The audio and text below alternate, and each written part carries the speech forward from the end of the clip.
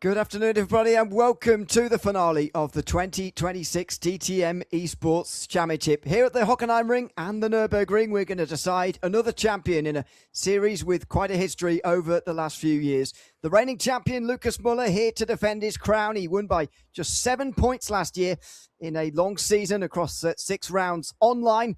This time around, it's a LAN finale, all in the same place. He won't be up against Isaac Price, who's not here this year, but many of the other contenders are, and it's all set. The stage is set for a great final 4 races. Short and sharp races, they are 27 minutes each in length, and everybody, all 20 drivers who are there and ready to go, all with a chance of winning the 2026 title after qualifying through the online procedure.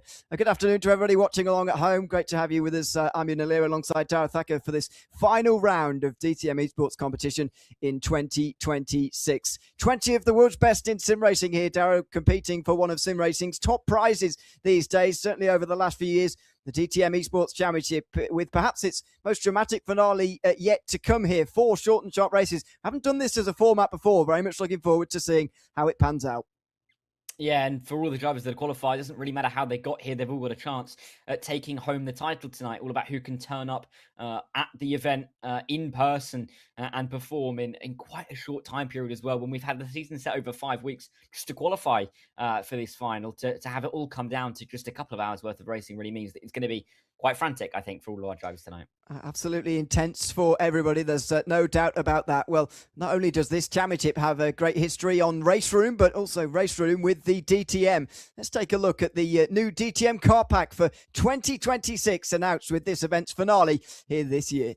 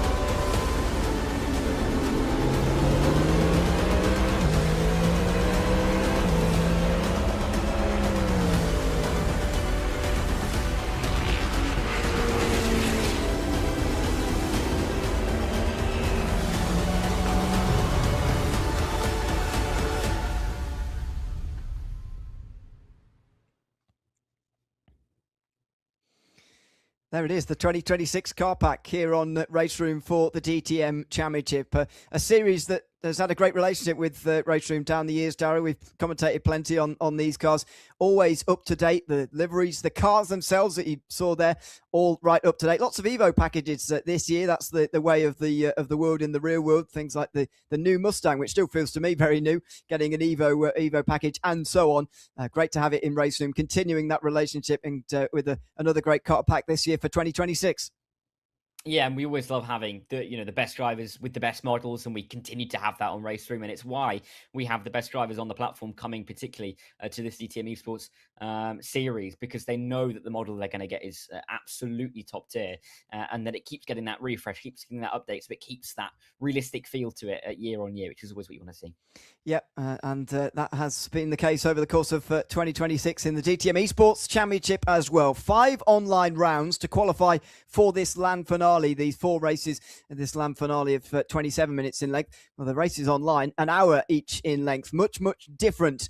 And it gave us our 20 drivers that we have competing for the title tonight. Let's see how those 20 drivers made it with this recap video of the 2026 season so far. Well, John, we'll go into the race because we're about ready to go for the first race of the season. There's a spin there for Yarshall. Yarshall's around. Straight to the outside of the opening corner. Contact between the pair of them. Alexander Rosciani. Fantastic stuff. Rivera going to try and fight it to the outside. Is Lerner muscles his way past. Look at this battling. There's been a bit of contact and a spin there. Here comes the move through the final corner to win the opening race of the 2026 season.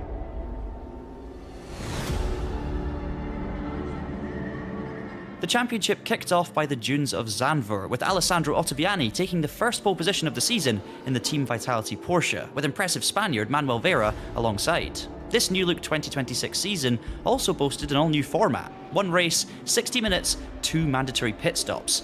And early doors, as the leading Porsches broke away, a mistake through Skivlak from RaceRoom special event star Tomas Ribeiro allowed Maximilian Benecke through and into the podium places. Drama for 2025 champion Tim Jarschel, as contact from Tobias Grunewald saw him dropping down the order. Then, another former champion, Moritz Lerner, would come unstuck in the latter stages, pre-season star Turkka Häkkinen copping a penalty for his part. But at the front, it was an intense race-long duel between Vera and Ottaviani, the Italian withstanding the unrelenting pressure to convert his pole position and take an early championship lead. An immediate fight back from Jarschel saw him take his and Falken's first pole of the season at the Lausitzring, as battle resumed between Benecke and Ribeiro, this time for P2.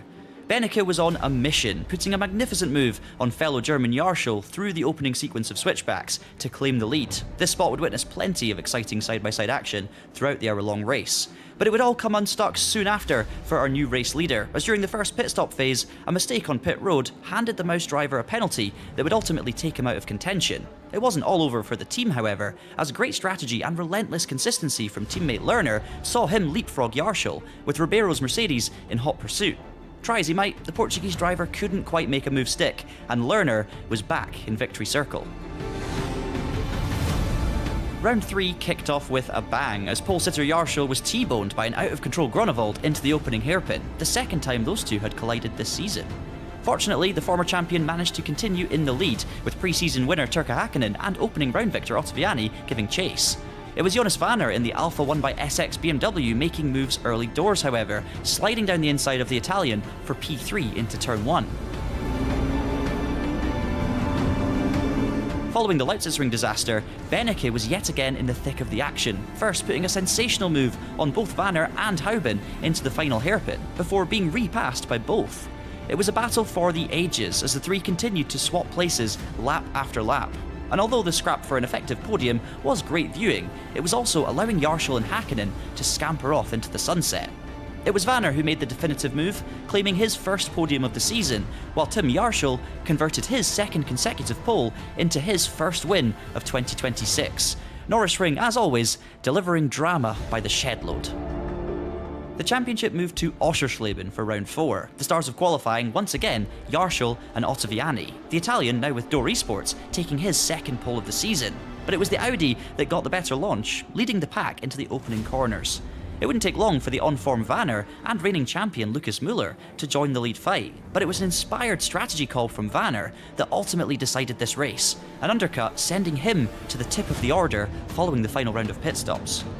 Nicholas Hauben was once again involved at the sharp end, a bit of door banging with Ottaviani, adding some spice to the podium battle, which following this move would go the way of the Team Nitro driver. Victory, however, was Jonas Vanner's, whose strong mid-season form saw the German climb to the very top of the championship standings. Maybe the main title contenders were beginning to emerge from the woodwork. It was the usual suspects on the front row for the final round of the regular season, but Jarschel once again found himself hit from behind, dropping out of contention. The important thing here, however, was the battle to finish inside the top 20 in the overall standings to secure a spot at the finals weekend. On the outside looking in was Nikodem Wisniewski, and as the pole ran away in P2, chaos ensued behind. Ribeiro was one victim, following contact from a locked-up Lucas Müller. Both drivers, however, safely through to the finals with a top 20 championship berth. Mouse teammates Benecke and Lerner battled hard for the final podium spot, another two major contenders for the title. But it would be Alessandro Ottaviani who would end the regular season as he started it, with a victory, laying down a clear marker for his title-winning intentions. Wisniewski and Lerner would round off the podium, with Wisniewski doing just about enough to squeeze into that crucial top 20. It was Jonas Vanner, however, who ended an impressive regular season campaign at the top of the standings. With all points now resetting to 0 and 20 drivers within reach of the title, it promises to be a captivating showdown as we get set to crown our 2026 DTM eSports champion. So there you have it. That's how we've got our 20 drivers for tonight's finale. But a little bit of housekeeping on two drivers who could not attend, unfortunately, this year. Thomas Ribeiro and Matej Miskovic having to give up their place in the land final. And they've been replaced by the 21st and 22nd qualified drivers. That was Saba Hegedus and Sebastian Rear in the 2026 season. So they're in, and they have just as much chance as everybody else at competing for the title here this season. In terms of what they're competing for, it's quite a prize for 2026 because the winner of the championship gets a guest start at the M2 Cup at the Hockenheimring.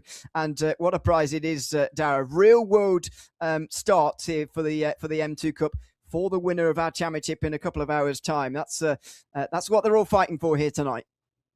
Yeah, I think particularly over the last few years in the sim racing world, we've seen more and more opportunities being given to our sim racing champions in the real world. And this really is an exciting one at the Hockenheimring to be able to have some real world experience in an M2. It's a really fantastic prize. And I mean, there's 20 drivers going to be going for it tonight. They certainly are. The first race getting underway very, very shortly. So qualifying session first, then a 27-minute race as well. Let's take a look and jump into the first race then and the qualifying session indeed from the Hockenheimring.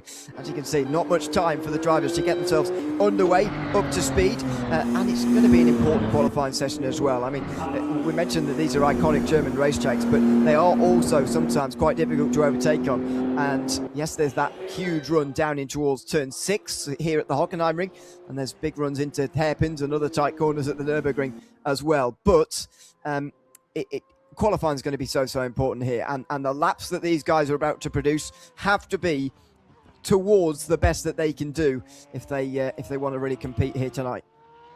Yeah, they really do. And I think the best thing to do in the first qualifying session is to get that good lap time in early. You don't really want to be leaving it longer and longer until you've set a good lap time. So you'll want to get on the board sooner rather than later and make sure that you have a good footing for the rest of the day's racing. And the Hockenheimring is one that can bite quite hard, isn't it? You think down at the likes of turn 10, even down at turn 11, as you get in towards the stadium section, it can be difficult and you can easily drift wide. So you've got to nail those lines, because if you drift offline, push it a little bit too hard here at this circuit, in qualifying particularly, you could find yourself biting the gravel a little bit. Well, the first lap time's about halfway through now, switching left to right here through turns 8, 9 and 10. Before the final sector, the sweeping turn 11 at the Mobile 1 curve here. In a GT3 these days, really fast with the downforce that these cars have.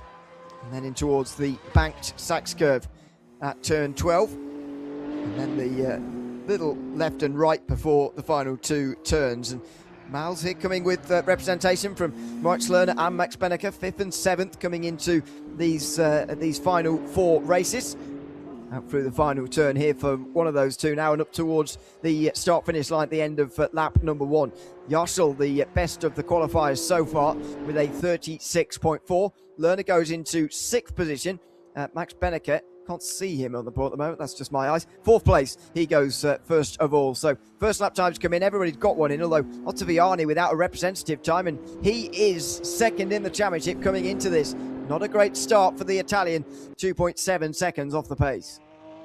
Yep, and at the moment, the front row is made up of the drivers 9th and 14th in the championship going into this, so it's not necessarily the championship contenders who are performing at the top. This is Philip Dries, who's currently 3rd, 16th and 11th in the championship coming into this one. So it's a bit of a mixed bag early on here. Like I said, the drivers that would be hoping to get a good lap time on the board early, you know, at the top of the championship, looking to try and take home the big prize tonight, haven't necessarily got the extra 10th or 2 in the first runs. We'll have to find a little bit extra, but Jarshall, fantastic start for him, and he obviously won back at the Norris ring. He's looking to back that up.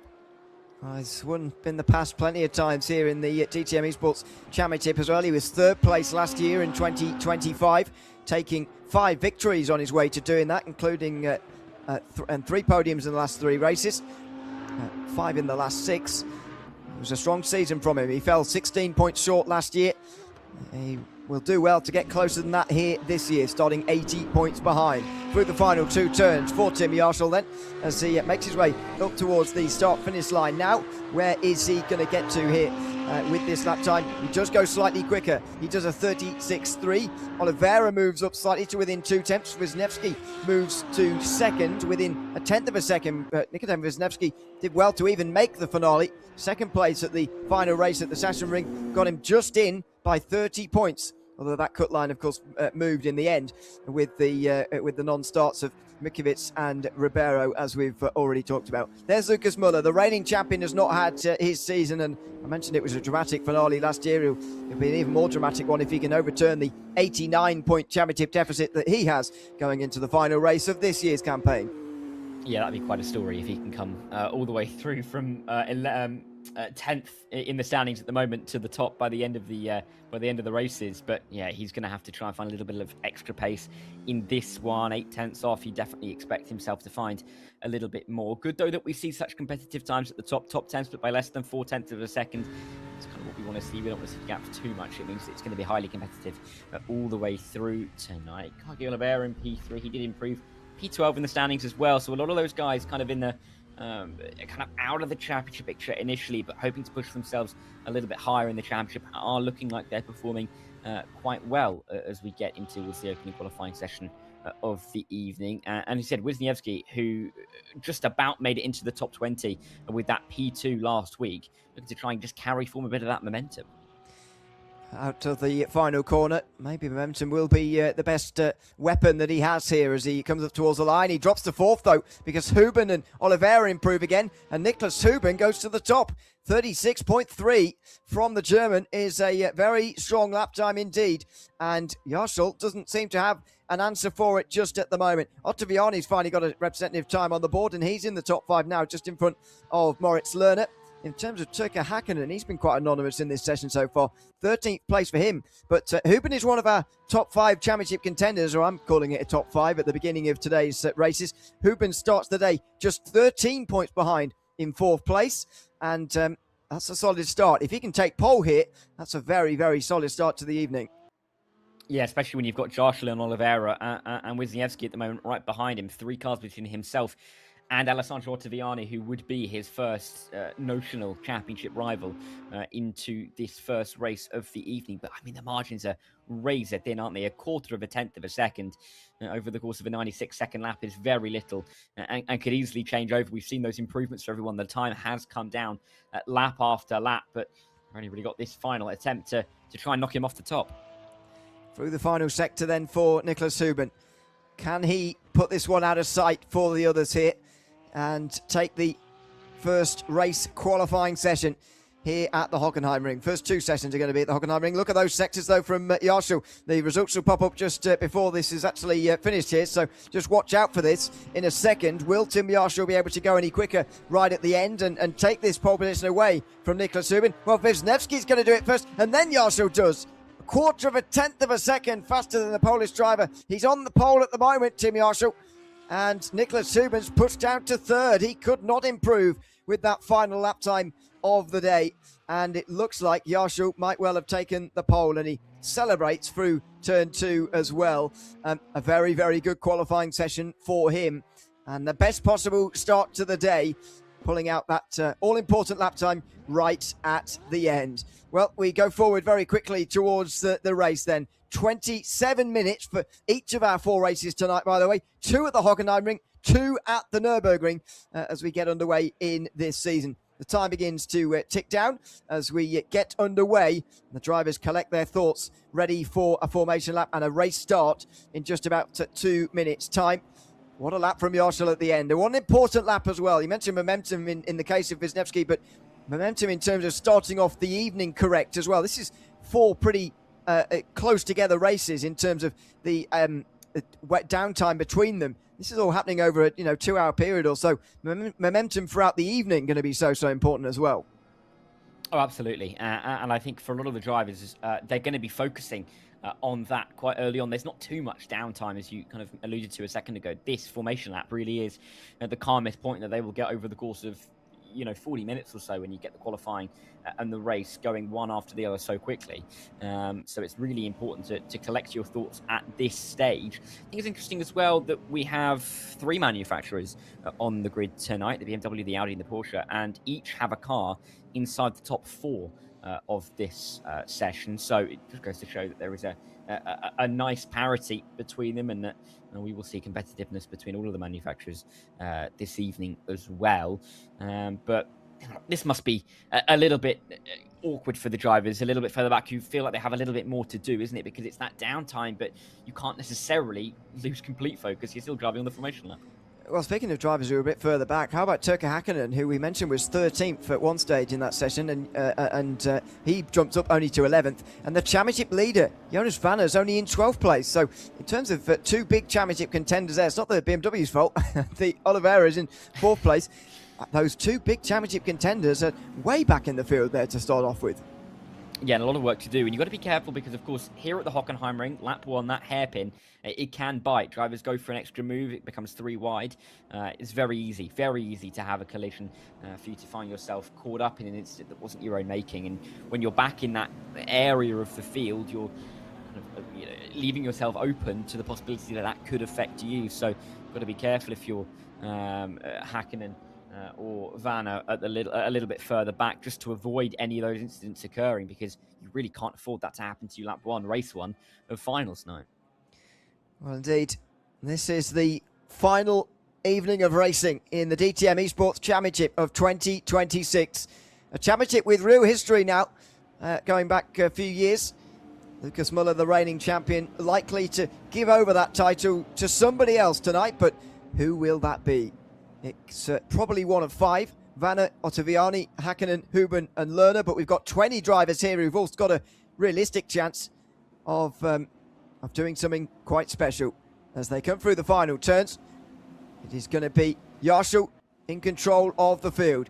About 24 minutes of racing by the time we get round to it here at the Hockenheimring as race 1 gets underway in the DTM eSports Championship finale of 2026. And it's a fantastic start for Yarshall in towards turn number 1. He roars into the first turn leading as the entire field runs wide through turn 1. Everybody's scared of a crash coming through the first turn by the looks of things. Single file pretty much all the way down. A little bit of a look from Ottaviani by the looks of things on Kaki Oliveira for 4th position. And he does get alongside indeed, looking for that 4th place. Little bit crossed up on the curbs there for Oliveira as he was on the inside, and his momentum seems to be just stalled by that slightly. Here comes Moritz Lerner as well, as 2 of those championship contenders trying to get past Kaki Oliveira, starting the day down in 12th place in the point standings. Down on the brakes they go, in towards the hairpin, and Yarshall goes a little bit wide here. Has he opened the door for Wisniewski? Coming out of the hairpin for the first time, not quite, but his lead is narrow as they come into the middle sector.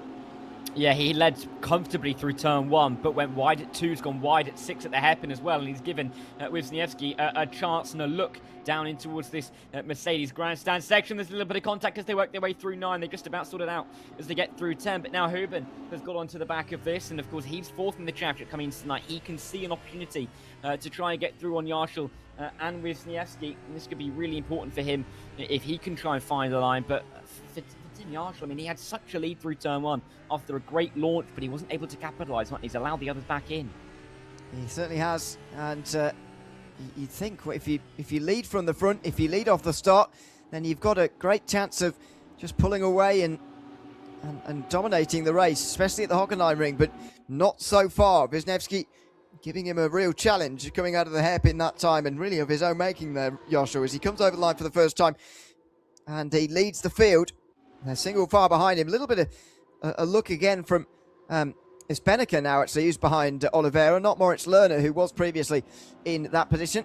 This is back at the bottom end of the top 10. Julian Kunze is just the last driver inside the top 10 and only just in front of Jonas Vanner. Turkka Hakkinen's had more trouble here on lap number 1 and drops down to 20th position as Vanner the championship leader, tries to get past Julian Kunze and get into the top 10 here. Bit of side draft. Oh, and a bit of side contact there coming in towards turn 5. A bit of side-by-side up ahead as well as Max Benecker challenges Kaki Oliveira on the inside line. Kunze are able to keep Vanner behind him, though, into the hairpin there. Yeah, just about sorting it out without too much contact, but really important there for Jonas Vanner to try and make this move stick. Of course, he can't really afford as championship leader to be sat down in the bottom half of the order, and that's currently where he languishes for the time being. No change really at the front. Jarshall's kind of got a bit more of a grip on the race than he had before, and Huben's got to be keeping an eye on Ottaviani behind him. There's only 9 points between them coming into tonight. Huben 4th in the championship, 13 points off the lead. So this is a good spot for him to be in, because as it stands, he's getting points on everyone around him. But that's only dependent on whether he can keep the Italian behind him. Well, indeed. Through the final 2 turns again. Wisniewski ahead of Huben by some way. Huben looking behind him at Ottaviani at the moment. Ottaviani, who would become the championship leader as things stand, although he would be letting Huben get a little bit closer to him. It would be very close between those two if it stays as is at the moment. Here's the reigning champion back here, Lucas Muller, 13th place, and he's under pressure from Manuel Vera coming in towards turn 2 here. Tobias Grunewald is next in line there as well. It's all one long line here at the top 19. The incident for Turkka Hakkinen, of course, has taken him off the back of the field, but for the rest of them, it is all one long line. And look at the movement up ahead there, side by side for Ottaviani and Huben as the Italian gets through. And now the Maus guys are trying to get past Kaki Oliveira as well. Max Benneker on the inside moves through past Oliveira. He wasn't able to help his teammate do the same though, so Moritz Lerner's going to have to start from scratch, and he's going to have to make this pass by himself as well. Yep, and this could be a little bit messy. Careful down in towards this Mercedes grandstand area. Oliveira between, of course, those two Maus cars, Benneker and Lerner. Let's see if they can almost work together. Well, Lerner can't help him at the moment because he's gone wide and he's now under pressure from Haase down in towards this stadium section of the track. But for the time being, I think no one seems that they're over pushing it, are they? You know, drivers aren't necessarily going for moves where they're not necessarily welcome. It's quite calm and considered, measured for the time being, as you'd expect in the first 5 minutes of this evening's racing, because you don't want to give away too much early on. Kind of feels like the drivers are being a little bit cagey, but you'd expect that in a final like this. Well, indeed, it's difficult to overtake again in the in these cars sometimes at the Hockenheimring, so it's worth bearing in mind as well. But we have seen some of those chances coming down in towards the hairpin on a few occasions. Ottaviani on Huben last time, Benneker on Oliveira, in battle for the best of the BMWs so far in this race, which is 5th place at the moment. Oh, trouble behind. Julian Kunze involved just on the bottom end of the top 10. Jonas Vanner moves into the top 10 as a result, and I wonder whether he was involved. I'm not sure, but that was definitely Kunze involved there, and a few others too, down the back end of the field. Looking back here from Tim Roche at Manuel Vera, who steps into that. Oh, and nearly gets to the inside. Nearly makes contact, though, with Roche as well, who keeps that position. Yeah, not entirely sure what went on there, but Vanner's suddenly into the top 10 and has quite a gap behind him. Again, won't speculate on what's actually happened there, but Kunze definitely the one who came off worse. And he's now down towards the back end of the top 20. Yep, and he's now got a little bit more work to do once again as well. It's never good to leave yourself too much to do early on, of course. But that is kind of what he's going to have to try and recover from over the course of the rest of the race. Only really 6 minutes have gone after we started at around the 24-minute mark, but a lot has happened. Jarschel, of course, did give himself a little bit of a headache off the start by going a bit wide, but he's pulled that gap out to Wisniewski, and Ottaviani's now the one trying to pressure him. And I don't think that'll be too long before we see him going for a move. Look at how close Vera's getting through the final couple of corners. You can never really make a move through there, but we felt like he was trying with how wide Roche was going. Yeah, it's no doubt these guys are pushing hard. Vera again through turn 1. What a run he's got this time in towards turn 2. He looks to the outside again here at turn 2. Turns to the inside in a moment through turn 3, but also the long run through the Parabolica as well. Roche able to hold on ahead of, not Lucas Muller, but Manuel Vera for 12th position. Not the greatest run for the Spaniard, but he's going to get straight back into the draft, and he'll have another look coming down into the hairpin here. Outside line, brakes late, and Vera is going to find that a very, very long way round indeed, although he keeps his car alongside, so he's got a chance here coming in front of the Mercedes grandstand in a moment. He will. Let's see. Is there a chance as he gets a bit of a cut back? He can go underneath in towards this left-hander. He'll have to walk it around the outside, but he's gone late on the brakes. Oh, he's beautifully done it. He's nailed the apex point. Of course, he's had a car on the inside, but Manuel Vera, beautifully done, getting himself in front. And now we can try and chase after Muller in front, but that was a fantastically crafted overtake. He judged it to perfection, and Rush didn't really he gave him too much space, if anything. Gave him too much liberty to walk around the outside. And in the end, Vera able to get into 12th position as we look back to Rush and Spiegel, who has caught up to this as well. Philip Spiegel starts the day all the way down in 17th in these points. And they come over the line again with just over 15 minutes to go. This is where all the action is. There's not too much change happening in the top 5. In fact, no change happening inside the top 5. The first battle really is for 6th place as Oliveira tries to keep Moritz Lerner behind him and Florian Haase and the rest of them as well in that big group. But they seem to be settling in here really after about 10 minutes of racing, really settling into a rhythm up there. And yeah, they're therefore not passing one another just for the moment. Until now, maybe. Ottaviani with his first chance to pass Wisniewski in towards the hairpin. Not going to happen this time, but there's an ominous sign for Wisniewski, who has to go on the defensive here from Alessandro Ottaviani. Yeah, and Ottaviani's going to just get into his mirrors down in towards this tricky right-hander. It's flat out, really, but Ottaviani's going to claim the inside line. Is he? No, he's going to sit back and wait. Again, just getting in the mirrors. You could see how that affected Wisniewski, though, pushing him a little bit wide, forcing him a little offline, not wanting to take the apex, just in case Ottaviani's nose found itself there. But the Italians just getting in the wing mirrors. Oh, spinning behind. Is that Haase? Yes, it is Haase going around. He will drop right the way down the order. That'll promote pretty much everyone else around him. And that was coming through turn 10. Ottaviani still trying to chase Wisniewski, but any look he makes and any wide line that Nicodem takes is going to allow Tim Jarschel to get a little bit further away.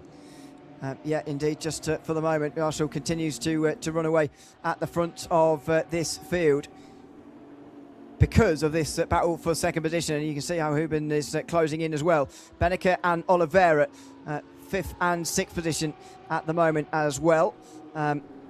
Fighting themselves, but that's Benneker, who's recently got past Oliveira here, of course, into that 5th position. Max Lerner is sort of hanging on the back of them as well as things stand. But I say just over 10 minutes gone in this first race of the day. 4 sharp races to end out this campaign for DTM eSports in 2026. And here comes Huben now. Ottaviani gave that challenge last time out and he was unsuccessful. Here comes Huben, maybe trying to step into that to take advantage. Can't quite do it into the hairpin.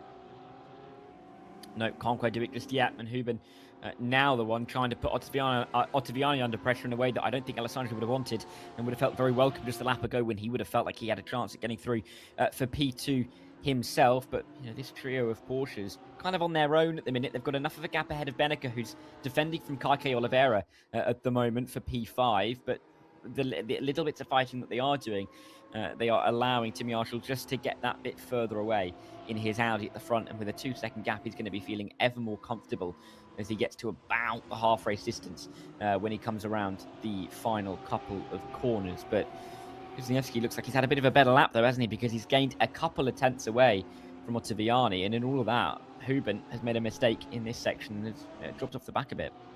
Yeah, there's Jarschel still leading the way at the front of this field. Just over 2 seconds the gap, and it's increasing to Nicodem Wisniewski and Alessandro Ottaviani in 3rd place, though Max Benneker as well back there in line. He's currently 5th. That's the look back from the current race leader Tim Jarschel.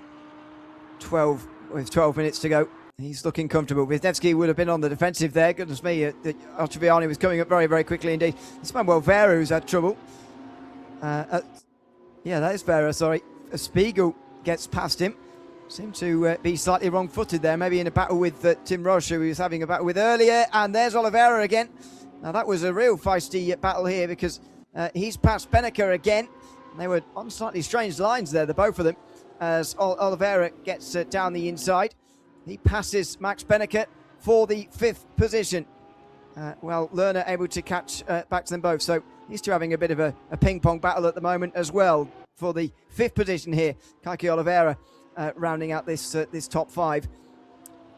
now that he's made this pass on Beneke, just up ahead of them. Wisniewski passed by Huben recently as well, so changed for third place as well, allowing the front two really to get away. But these battles are going back and forth very, very often.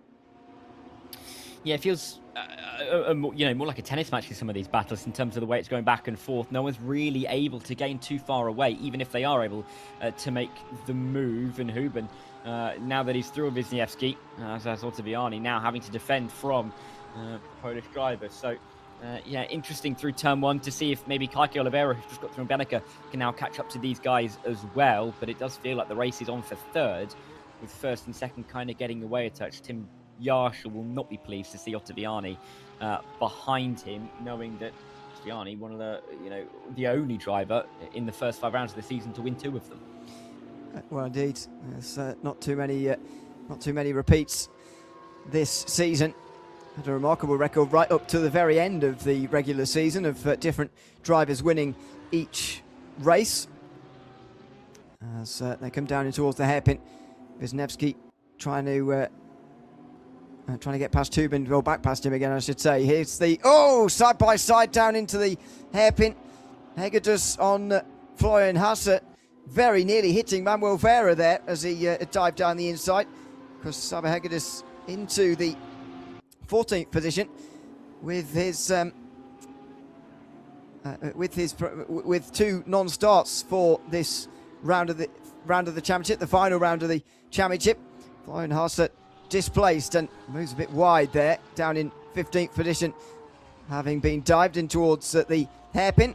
So yeah, Hegedus moves up to 14th, and here comes Julian Kunze trying to recover from that trouble earlier on, and he's not waiting around. Inside line into the Sachs curve, trying to get past Florian Hasse. Locked together these two, side by side, and Hasse able to stay in front, but yeah, Kunze showing not to be waiting around here at all.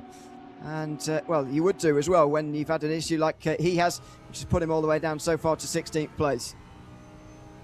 Yeah, not what you needed at all. And Kunze knows he has to kind of get a little bit of a move on, so he won't be hanging around too much if he can help it. And there is the view back from Florian Hasse to Julian Kunze through into turn 2. But he's more than safe through this part of the lap. But good exit seems from Kunze. Could set him up nicely as we run down in towards the hairpin. But I mean, they've strung out a little bit back here, haven't they? But we've still got the likes of Hakkinen back here, Grunewald as well. So a couple of the front runners were a little bit languishing at the moment towards the back. Kunze outside line. Can he hook it all the way around the outside? Doesn't look like it, because Hasse has got the better run through the middle of the corner and will just about stay in front. Yeah, for now. He's got some urgency about him though at the moment, Julian Kunze, at the start of this one. As a look from the inside for Florian Hasse. He can't move there, and here is the battle for third again. Nicholas Huben in that third position in front of Nikodem Wisniewski, and Kaki Oliveira and Max Beneke all next in line. This battle for third position is a very important one at the front of the field. It's 30 points on the line here. Obviously, the higher up you get, the gaps between the points in terms of tonight's races get even larger. And so these positions at the very front do matter an awful lot. On board with Kaki Oliveira here through the first turn. Nikodem Wisniewski in his sights here, and he's made a good start here after initially being overtaken by Max Beneke. He's won that place back again. Now looking to take another couple of positions back. He hasn't got too much pressure either from behind from Max Beneke either, which will be of great help to him. Now through the opening corners and down the Parabolica straight now towards the hairpin. Kaki Oliveira in behind Wisniewski, too far behind at this time. And with only 7 minutes to go, you wonder whether he has the time to make a move, just like these guys do back here. Yeah, exactly. 7 minutes to go means, a handful of laps left for these guys to make moves in the background. A couple of drivers going through. That's Hegedus, I think, allowing Haas from Groenewegen through. It almost looked like. I don't think he was doing that, but either way, they're both through and ahead.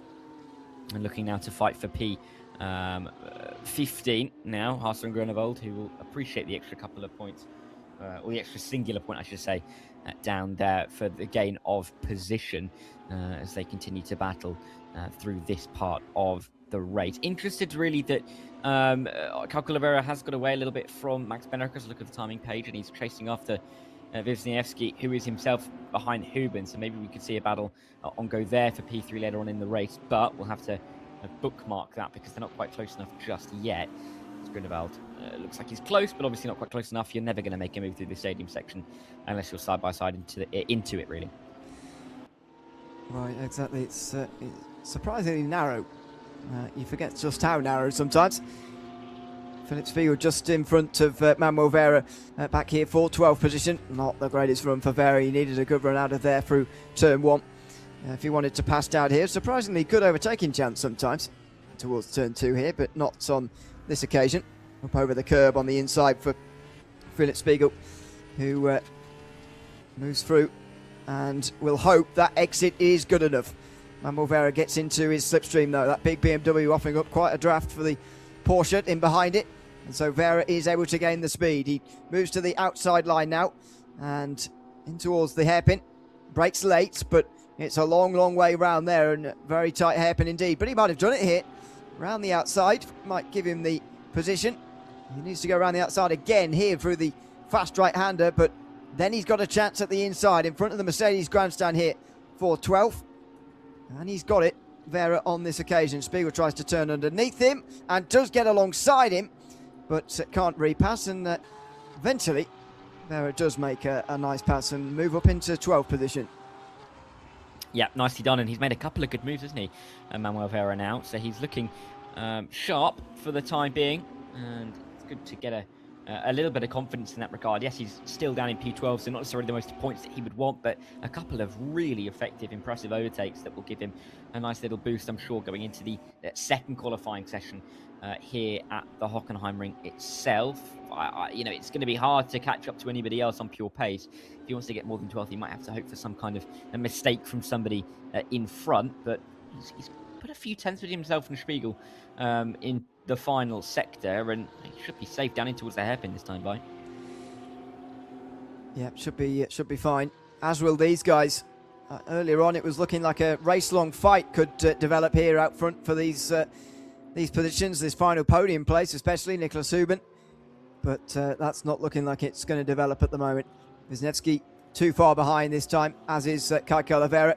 He's going to start the day with a top 5. We talked at the start of the day about momentum for the final 4 races. You need a good start. You can't be coming back from a poor start here in just 4 races. And again, momentum so key. I'd say these races are all happening over a very short time period, really, overall, you know. And so that means you've got to be on it right from the very beginning, and you can't let off at all. Oh, Vera's had trouble here, just while we haven't been looking at him. And he's really slowing. What is going on for Manuel Vera here? He's slowing now and drops to 15th. That's a very puzzling one. I honestly don't know what that's all about, but he'd worked so hard to move up to 12th place. Disappointing for him to lose it all in that way. Yeah, he'd worked so hard, and he'd put in a lot of good lap times, but sadly it's just come undone slightly in the final few minutes of this race. He's only lost not even a handful of points from dropping down, but that won't really matter to him. I think he'll be more frustrated that he's lost the ground that he worked so hard to gain over the course of the opening, 22, 23 minutes of this race or so. So unfortunate for him, but he's got another chance here at this same circuit. We're coming up relatively shortly. Julian Kunze, he's P12. He's got a nice gap back to Spiegel, but again, I don't think he's going to be chasing after Tim Roche anytime soon. The gap is just a little bit too big to close in just a couple of laps. It will just be a couple of laps now. Final lap will probably be shown to Tim Yarshall at the end of this one, although it might be quite close. We'll wait and see. Huben is having more and more pressure heaped upon him now from Nikodem Wisniewski, and Keke Oliveira, who's really watching on from 5th position here. Is there going to be a late surprise, or is Wisniewski going to settle for this? I mean, there's 3 points on the line here. Doesn't feel like an awful lot, but it might prove to be by the end of the day. You just never know. So I do wonder how much he's going to push for this. It will officially be the last lap next time round, by the way, for Tim Yarshall, who's surely going to go on to win this race, and Alessandro Ottaviani, who's surely going to go on to finish second. But how big of a risk is Wisniewski going to take, I wonder, to actually get this podium here? I'm not personally convinced he's going to put it all on the line, but let's wait and see. Yep, well, let's find out. I mean, Wisniewski knows that he can't win the title tonight, mathematically. So he's just here to try and carry himself through, give himself that bit more confidence to show that he did deserve to be in this final. But I don't think necessarily he'll be doing, do or die moves in towards the final lap or so, of which we are now on. Tim Marshall coming through turn 2 and 3. He's got a good enough lead. He'd built up a lead, and then Ottaviani got into P2, and then he started to close a bit. But since then, he's just kind of turned the screw a little bit and pulled away a bit more. And 3 seconds, comparatively speaking, is quite a comfortable margin in this series. Very, very comfortable indeed. A little bit wide there, but he's built the safety cushion to be able to afford one of those, and he's going to take this race victory in the opening race of the night quite comfortably here at the Hockenheimring.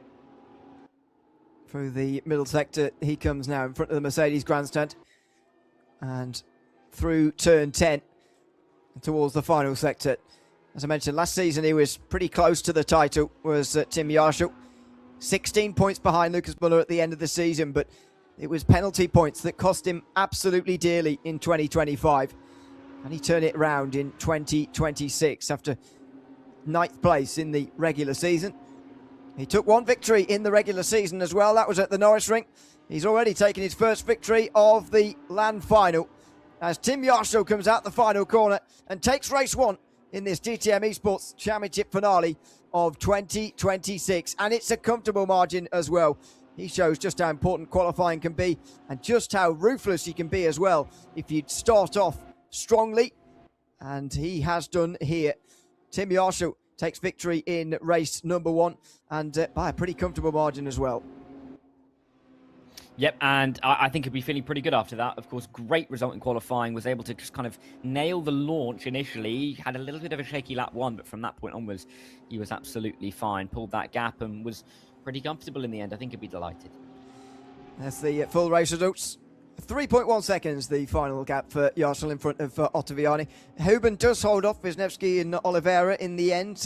Max Benneker finishes in 6th position, ahead of Moritz Lerner, his teammate. Lucas Muller, Philip Dreis, Jonas Vanner rounding out the top 10 at the end of the first race. You can see the rest of them on your screen there.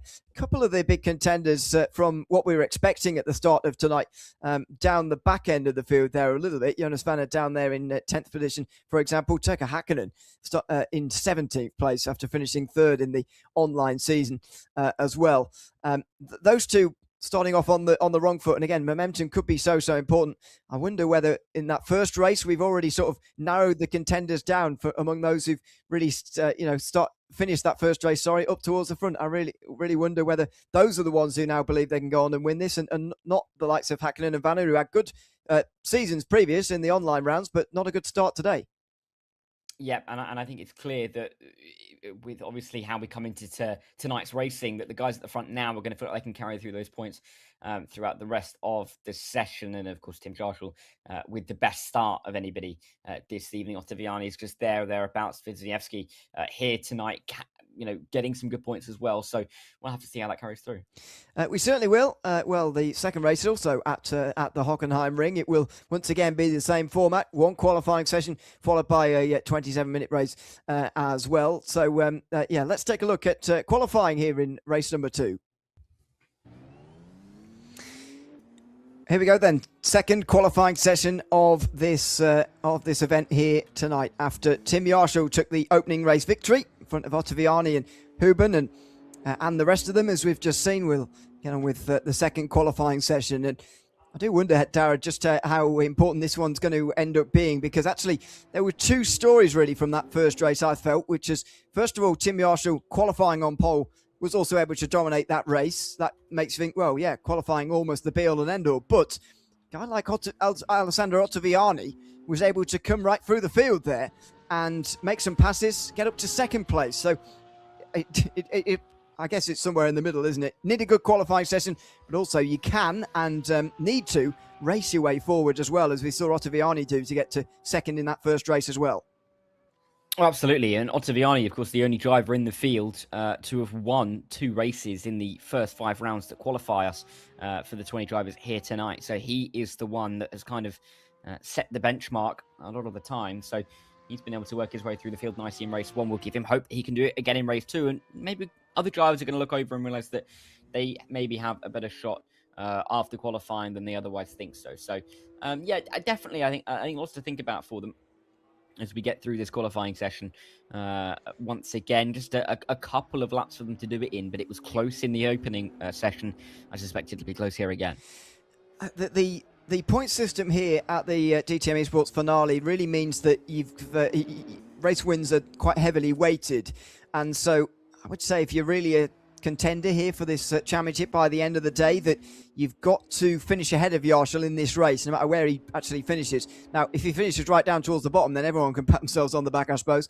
And so they managed to finish ahead of Tim Yarshall, and that might be simplifying it a little bit, but even so, they're going to have to do that. That's going to be made much more difficult, though. They're the times pop up on the left-hand side of the screen, and look at that lap time from Tim Yarshall, a 36.0. That's 3/10 faster than anybody, including himself, went in the race. And I think about 2/10 quicker than that first qualifying session that we saw earlier on. I'm not sure anybody's going to beat that. And I'm including Tim Yarshall's next laps in that. I don't think he's going to beat himself there in the rest of this session. That is an extraordinary lap time. Yeah, that's outrageous, quite frankly. I mean, the gap between himself and Moritz Lerner in P2 at the moment is about the same as the gap between Lerner in second and, well, really, Kaiki Oliveira in P11, give or take. So that's a huge margin for Tim Yarshall to have been able to have built up. Lerner isn't quite going as fast on this lap as he was in his opening one as well. So, goodness me, we'll see if anybody can try and chase Tim Yarshall. I mean, surely no one can set a 135 here, but he's less than a tenth away from it already. You'd be struggling to put it past him. Let's see if we can pull off something extraordinary here. Here's Nicholas Huben, who's a long way down. He finished well in that first race on the podium. Ottaviani is in the top 3 again in this session. Lerner's up there for the second time. Julian Kunter with the first lap time, which is impressed here. He'll be pretty disappointed with the incident that he had, which dropped him down earlier on in the day. There's Ottaviani through the final couple of corners. Can he do something here? It's not looking great in the sector times, but he's still got 2 lap times to come here if he wants them. And he's going to want at least one of them to try and go a bit better than what he's managed previously. He, indeed doesn't improve. And actually backed away completely there towards the end of that lap time. Nikodem Wisniewski leads the charge then as he moves up to second place in that qualifying session. And nobody else really able to improve. As I say, Yarshall not able to improve on himself there, and I'm expecting that to remain the same throughout the rest of the day. But it's the fight for second. Who can get as close as possible to Tim Yarshall now? Yeah, and Wisniewski, of course, has that advantage now after finishing P4 in race 1. He should feel pretty confident if he can start in P2. The issue is if Tim Yarshall gets on pole in both and can able to maybe pull away in both as well, he's going to have quite a points advantage going to the Nordschleife in a little while, which could concern the others. Ottaviani, P4, obviously he knows that he at least has to keep tabs with Tim Yarshall. He can't let him get too far away. He'll definitely want to be beating, and P2 is the minimum for the Italian. That'll be what he expects of himself. But a purple Sector 1 is going to be filling him with confidence. The Sector 2 split, what's it telling us? As he comes out of 10 towards 11. It's just ever so faster. It's coming down to, millimetres on the track. Yeah, indeed. Now look at this.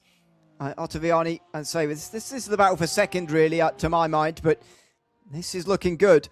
I mean, those purple sectors indicate that he might be going quicker than Yarshall, and if he can pull this one out through the final sector as well, it would be something absolutely extraordinary. Through the final turn for Ottaviani, are we really seeing our top 2 really define themselves here in Tim Yarshall and Alessandro Ottaviani? Over the line, it's not quite enough, but he's gotten closer than I imagined anybody would. 34 thousandths of a second behind. And to be fair, Wisniewski's got pretty close. So that, I think Wisniewski's time might have been good enough for pole in the previous qualifying session. Certainly close to it. Ottaviani backs off. That's him done for the session. It looks like Wisniewski's carrying on, and that first sector's looking good. But Yarshall's still looking safe there. Ottaviani giving him a scare, but 34 thousandths away, and Ottaviani will be at best in second at the end of this session.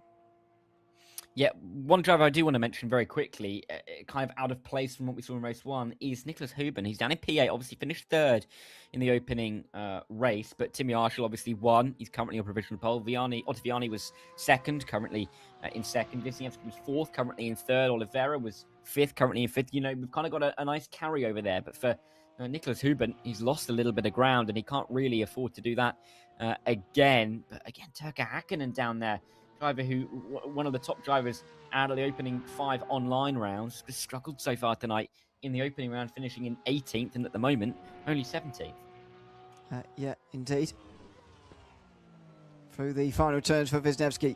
Still a personal best there, but even that might not be good enough to get him to 2nd place. He might improve on his own time here, but not actually gain any positions. As the results pop up a little bit prematurely, we'll see whether any of these change, like it did very late on in Q1. Looks like it's going to be a Timmy Arshall pole here again. He's finding some form right at the end. Florian Hasse moves up to 4th there with that late time. That's a strong lap time for him. Wisniewski not able to improve at all in the end. And as you say, there really is a big carryover here, especially 5 of the top 6, I would say. Florian Hasse is the only one really who's infiltrated this one. After he finished all the way down in 14th place in the first race, he's inside the top 5 for this second one. So a very good improvement from him. Yep, and he's jumped up the order a little bit. He did race quite well, didn't he? Particularly in the second half of that opening round. So nice to see a bit of a carryover there. And we'll see if he's able to kind of keep that up in this second race. Indeed, they'll be on their way through the formation lap in just a moment. They run side by side through the final couple of corners, and they get ready for the start of this race.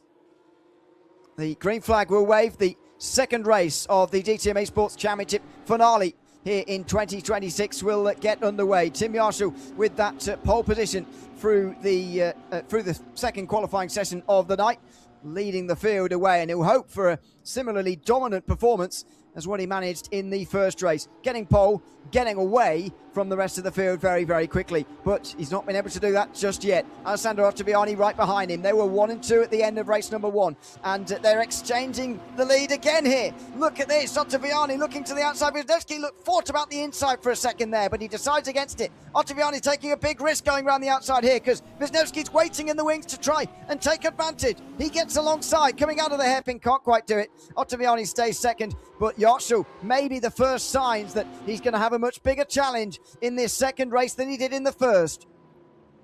And I think they all know that they have to chase after Timmy Arshall here. He's got the race win. He's got the lead on the night in terms of who's fighting for the title. Ottaviani finished second. Obviously will want to try and undo the deficit and maybe put himself onto a level pegging with Timmy Arshall going towards the Nürburgring. But for the time being, Arshall again, a little bit shaky in the opening corners, but has got the lead built up by the end of lap 1, and that's exactly what he did in race 1. It's now on Ottaviani to try and reverse the fortunes and not let him pull away, but that little mistake's not going to help. No, it certainly isn't. He's got to stay very, very close and continue to apply the pressure for lap after lap after lap here as Alessandro Ottaviani, but it's not able to just at the moment. Over the line for the end of lap number 1 here today in race 2 as they come through the first turn. Arshall does just hold those couple of car lengths over the rest of the field. Down in towards turn 2 they go now. And a little bit in the background, there's a look from Max Benneker, who's outside the top 10 here. And if you're outside the top 10, you're really struggling to get the points that you really need. And that's the case for Benneker right now, trying to pass Manuel Vera at the back end of the field. Julian Kunze getting up towards the back of Florian Hasse as Wisniewski challenges Ottaviani as well. I mean, these guys, I know they're not on the same team, but surely they've got to work together here. Arshall is the common enemy, I would say. Well, enemy maybe strong, but for race 1, he's the common opponent for this championship, and they're just letting him get away by Wisniewski sticking his nose down the inside. Ottaviani's looking in his mirrors rather than forwards, and they're slowing each other down. Again, he goes wide. Oh, and he only just cuts across the front of the nose there of Wisniewski, and the gap goes to over a second. These guys are shooting each other in the foot right now, and they're letting Arshall walk away with a second race victory as it stands. Yeah, Ottaviani's lines are by no means tight. He's just drifting wide almost at every opportunity, even in towards the mobile curve there. Sorry, not at the mobile curve. He was at the mobile curve a couple of corners ago, and he did drift wide again. He's just allowing time to ebb away from him ever so slightly. Lerner's on the back of this as well. Haase, Kunze, Huben, they're all there. They're all almost pushing Ottaviani through the corners. You can just see that gap eke out ever so slightly. 1.2 seconds is the gap, and just look at the train behind Ottaviani at the moment. This is very, very unhelpful for these guys who are stuck in behind Alessandro Ottaviani for their championships, respectively. Moritz Lerner queued up next in line. 4th place for him at the moment. After that race 1 performance, finishing in 7th. He's got half the points of Yarshall already, so you've got to be trying to work together here. But they're just not, these two. Ottaviani puts on the defensive. Wisniewski goes to the outside. And Yarshall is being allowed to win the second race at the moment as well. Oh, Ottaviani almost pushes Wisniewski off completely there. There might be an argument between those two at the end of tonight about that. Here comes Moritz Lerner now on the straight towards the Mercedes grandstand. He's looking left and right. He gets alongside Wisniewski in the end. He's trying to stick it down the inside there. Can't quite do it in the end. But, yeah, Ottaviani defending hard. And as entertaining as it is, it's unhelpful for these guys. They are letting Yarshall get away, and now they're just trying to pick up what they can. Damage limitation. These guys have got to try and finish second for their own races here. They can't let Yarshall get too far away. No, they can't, not at all. But at the moment, that's exactly what's happening. 1.7 seconds is that gap. It's going out by another half second on this lap alone. And we know that these races aren't the longest at all. It's about a 95, 96 second lap, and we've only got 24 minutes or so to go racing at. So there's not a load of laps. And if you start ebbing away time like Ottaviani is now, it's going to become an exponential threat to his championship challenge over the course of the day. Yarshall, Ottaviani, Wisniewski, 1, 2, 3 as they're on their way down in towards turn 2 again. But Lerner getting very close. And now it's Julian Kunze going for a bit of a move as he runs his way. It's not Kunze going for the move. It's Kunze trying to defend from Nicholas Huben, of course, finished on the podium in race 1. Yeah, he just had to avoid Haase there, did Kunze.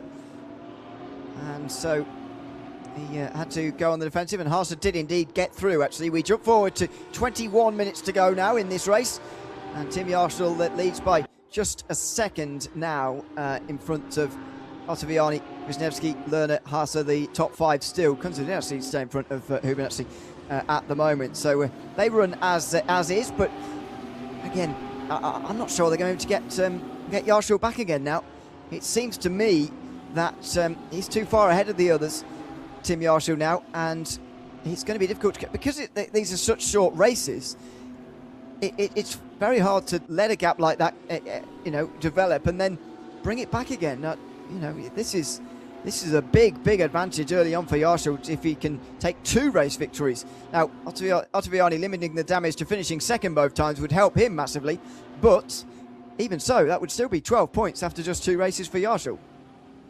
It would, and Ottaviani, I think, knows in a way that he can't afford to let Wisniewski past it. Firstly, because of course Yarshall would then have an extra advantage in terms of the points over him, and secondly, because Wisniewski at the moment is his closest rival to P2, which of course does carry its own prize with that private test. As we get in towards the hairpin, that's a defensive line from Lucas Müller. Philip Dreis trying to come down the inside. There's no contact as Müller takes the racing line through the corner, but that was very close to a big incident down in towards the braking zone as the squeeze was very much applied. Ottaviani defending, well, he's not defending, sorry, it's Wisniewski defending from Moritz Lerner, the Mouse driver, trying to find his way through, and a big wiggle there from Haase just in behind. That could allow Kunze onto the tail as they work their way through the mobile curve up to the Sachs curve. Ottaviani all of a sudden with a slight bit of breathing room, and I mean slight because it's about half a second, if that. Yeah, it's a tight group at the moment. All for second position. Kunze looking to the outside of Florian Haase now for a top 5 position. He's driven really well since his incident late on in that, or sort of through the middle rather, of that first race. Ended up 14th in the end. And he's looking again towards turn 1. Kunze just in the background there, not able to get through. Wisniewski in 3rd, just in front of Moritz Lerner. as things stand. Can Lerner gain a place here? Really needs to gain some points here after finishing 7th in the opening race. If you're going to win the title, it's you need to move forward and you need to really gain some of these points back after finishing down in 7th. As I say, on half of the points of Yarshall after the opening race. So here comes Lerner again. There's Kunze after putting on the attacks for so much. Now he's on the defensive from Huben. And here comes Kaki Oliveira as well. There goes Moritz Lerner to the inside as well of Wisniewski. Backs out of it in the end. Huben on the outside might well just get pushed out here by Kunze. And there you go. A little bit wide. Kunze runs wide, and here comes Kaki Oliveira now. Looking to the inside potentially on Julian Kunze. Can't quite do it. Huben is going to be his next victim then by the looks of things in front of the grandstand here. He looks to the outside line at turn 8. Huben breaks very late and too late. And up and under. Kaki Oliveira takes them both. Judged to perfection there by the Brazilian. Beautifully done. Saw that there was going to be a bit of a deep moment there from Huben and was able to absolutely nail the up and under. Up into P6. Can he chase up to Haase now? Of course, he finished 5th in race 1. He's looking currently at a top 6 finish in race 2. He's carrying forward good points towards the Nürburgring. So I think he's going to be feeling pretty pleased about how this is going. But he needs to make advantage of this. He pulled away in race 1 when he made moves. He needs to do it again in race 2. Yeah, absolutely. Well, this group has just broken apart a little bit because of this battle, but we've got to make use of that now by distancing some of those behind. And suddenly, Kunze, after looking at the top 5 position potentially, it's all the way down to 8th position behind Huben and Oliveira in that exchange. So, yeah, in the end, that dive from Huben did work in terms of getting ahead of Kunze, but didn't actually gain any places overall in the end because Oliveira just overtook them both. It's a long, long train down here, all the way down pretty much to the back of the field, almost. Certainly down to about 16th. As you can see in the background there, Philip Spiegel, very much involved in this. It runs all the way from the very front of the field, really, although Ottaviani no longer the cork in the bottle. It's Moritz Lerner who's gotten past Nikodem Wisniewski. There goes Kunze, the response, and he goes into the side there of Nicholas Huben, and he gets his position there, so he gets back up to 7th, but I feel those two getting more and more irate with one another the more times they pass each other. Yep, they're not going to be friendly at the moment, are they? I know it's a bit early for Christmas, but cars don't look like they're in the offing. Inside line, that was a late move, but it worked out quite nicely. They're side by side, just in behind. Kunze trying to keep this one going. As Vanner and Groeneveld battle as well. This is the view from Hauben backwards. That was Vanner and Groeneveld going in towards the Mercedes grandstand section at 8, 9 and 10, just about putting himself in front. But Nicholas Hauben, I mean, he's lost Kaki Oliveira, isn't he? He's a 2nd and a half now. He's now battling with Kunze to keep hold of his P7 when initially he'd be fighting with Kunze for P6. But the move that he put on, yes, he got it past Kunze, as we've said, but it's allowed Kaki through, so he's lost the points he could have gained. Yeah, indeed. Very much enjoying this battle, though, between Huben and Kunze, I've got to say. Again, not helpful for their races, particularly, I've got to say, but it's very entertaining. Here comes Moritz Lerner, ahead of Wisniewski now, but how long is that going to be the case for? He's looking a little bit vulnerable here, coming out of turn 2 and 3, and surely Wisniewski is going to be challenging to come through again. Lerner goes right to the right-hand side there to defend, making sure that Wisniewski couldn't go for it and then wants to squeeze back to the racing line. Very late on the brakes from the Porsche, which almost is able to take the racing line. That was very nicely done from Nikodem Wisniewski. He just about squeezed Moritz Lerner as much as he could have done.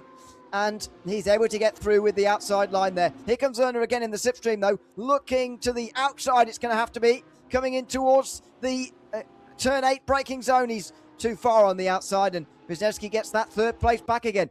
For a track that has a reputation of sometimes being very hard to overtake, especially in GT3s, there has been some fantastic overtakes and battles here so far tonight. Yeah, that's what happens when you get the best drivers on the platform here. To try and battle it out, they really give it everything. A bit wide there from Lerner. Haase wasn't able to squeeze up the inside, but then wide from Wisniewski on the exit. It's going to allow Lerner straight back into the battle. So these guys really going at it. And Kaki Oliveira has firmly joined the party. He has got out of the chaos of that Huben Kunze and Vanna Benneke battle, and he's now right up involved in the battle for P3, and he could really do with moving himself through the order, because at the moment, as things currently sit, he's about 7 points behind sorry, 11 points behind Wisniewski in total, unless Wisniewski gets passed by Lerner, in which the math becomes a bit easier for him as they run their way through 3. But I think for Kaki Oliveira to get through would be the #1 aim of all of these guys. Oh, it's the slowdown for Wisniewski. He's been overtaken by Haase, by Lerner, surely by Kaki Oliveira as well. Yes, he will come through, so he's got down to 6. That's big, big moments. And Haase's going to step into this to maybe take that position from Lerner as well. He's looking for 3rd. Oh, and Oliveira is looking to overtake both of them. He'd done a double on Huben and Kunze earlier. He looked for a double there as well. But that must have been what happened in race #1. I can't remember who it was now, but somebody was painfully slow on one of these straights and got overtaken by everybody. Must have been a slowdown in that case as well in race #1. But yeah, that puts Wisniewski down to 6th place, outside the top 5 now, behind Lerner, Haase and Oliveira. So it's no longer a battle for 2nd. As we saw in race #1, the top 2 getting away, and they're the same top 2, Yarshall and Ottaviani. And you might say, well, they're the sensible ones and they're the championship contenders now after 2 races. That might be the case, but this is where the entertainment is, in this fight for 3rd.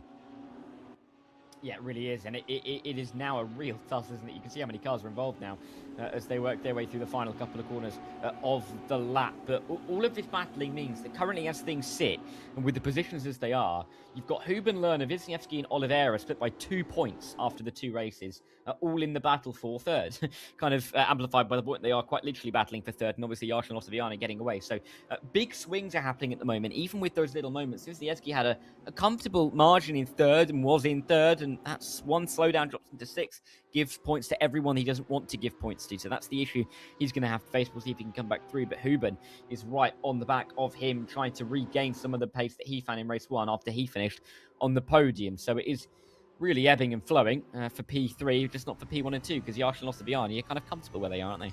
They certainly are. We're looking at the top 2 here, while the guys back there are exchanging places again for 3rd. And here it is. Lerner on the defensive from Florian Haase again. Round the outside through the turn 7 kink and in towards 8. Haase on the inside. Looks like he's into podium position. It was not a good first race for Florian Haase. 14th place probably puts him out of contention straight away, unless he wins all the remaining races, which he's obviously not going to from here. But nevertheless, he's onto the podium and he's improving his standing in the championship as we go on. Oliveira not able to take advantage at this time either, but it's got the feel of one of those battles where Moritz Lerner could just as easily come back on the next lap. Oh, easily so. It's just going one way, going the other way. The issue for Lerner, though, is that you've got Kaki Oliveira, who's looked very, very astute in both races so far. And obviously that double overtake that he made on the up and under through turn 8 just shows how aware he is of what's happening around him. He's got Wisniewski, who's going to be driving, I think, a little bit hot behind, of course, after that slowdown, dropping him away from the top of this train. And he'll be hoping to get the positions back. And look at that, the exit through turn 1.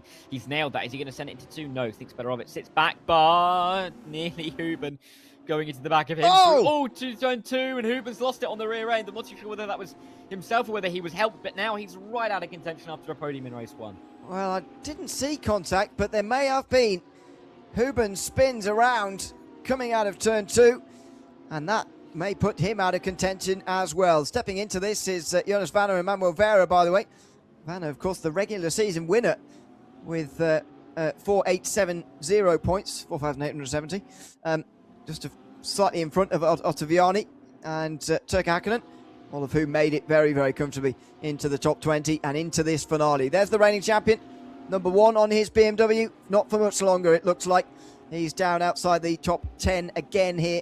Is Muller just not having the season that he did last time out. He was 8th place in the first race, which is not a terrible result. But I'm afraid it's not been his season really at all. He was 10th place in the regular season as well. Only won top 5, and that came at the Sachsenring. It's very, very hard to go back-to-back in a series like this. And yeah, Lucas Muller is not the bullet in the gun for Falcon Sim Racing this time around. It's Tim Yarshall who that team are landing their hopes on this time around. And it looks like that reigning champion is going to be giving up that #1, as I say, at the end of tonight.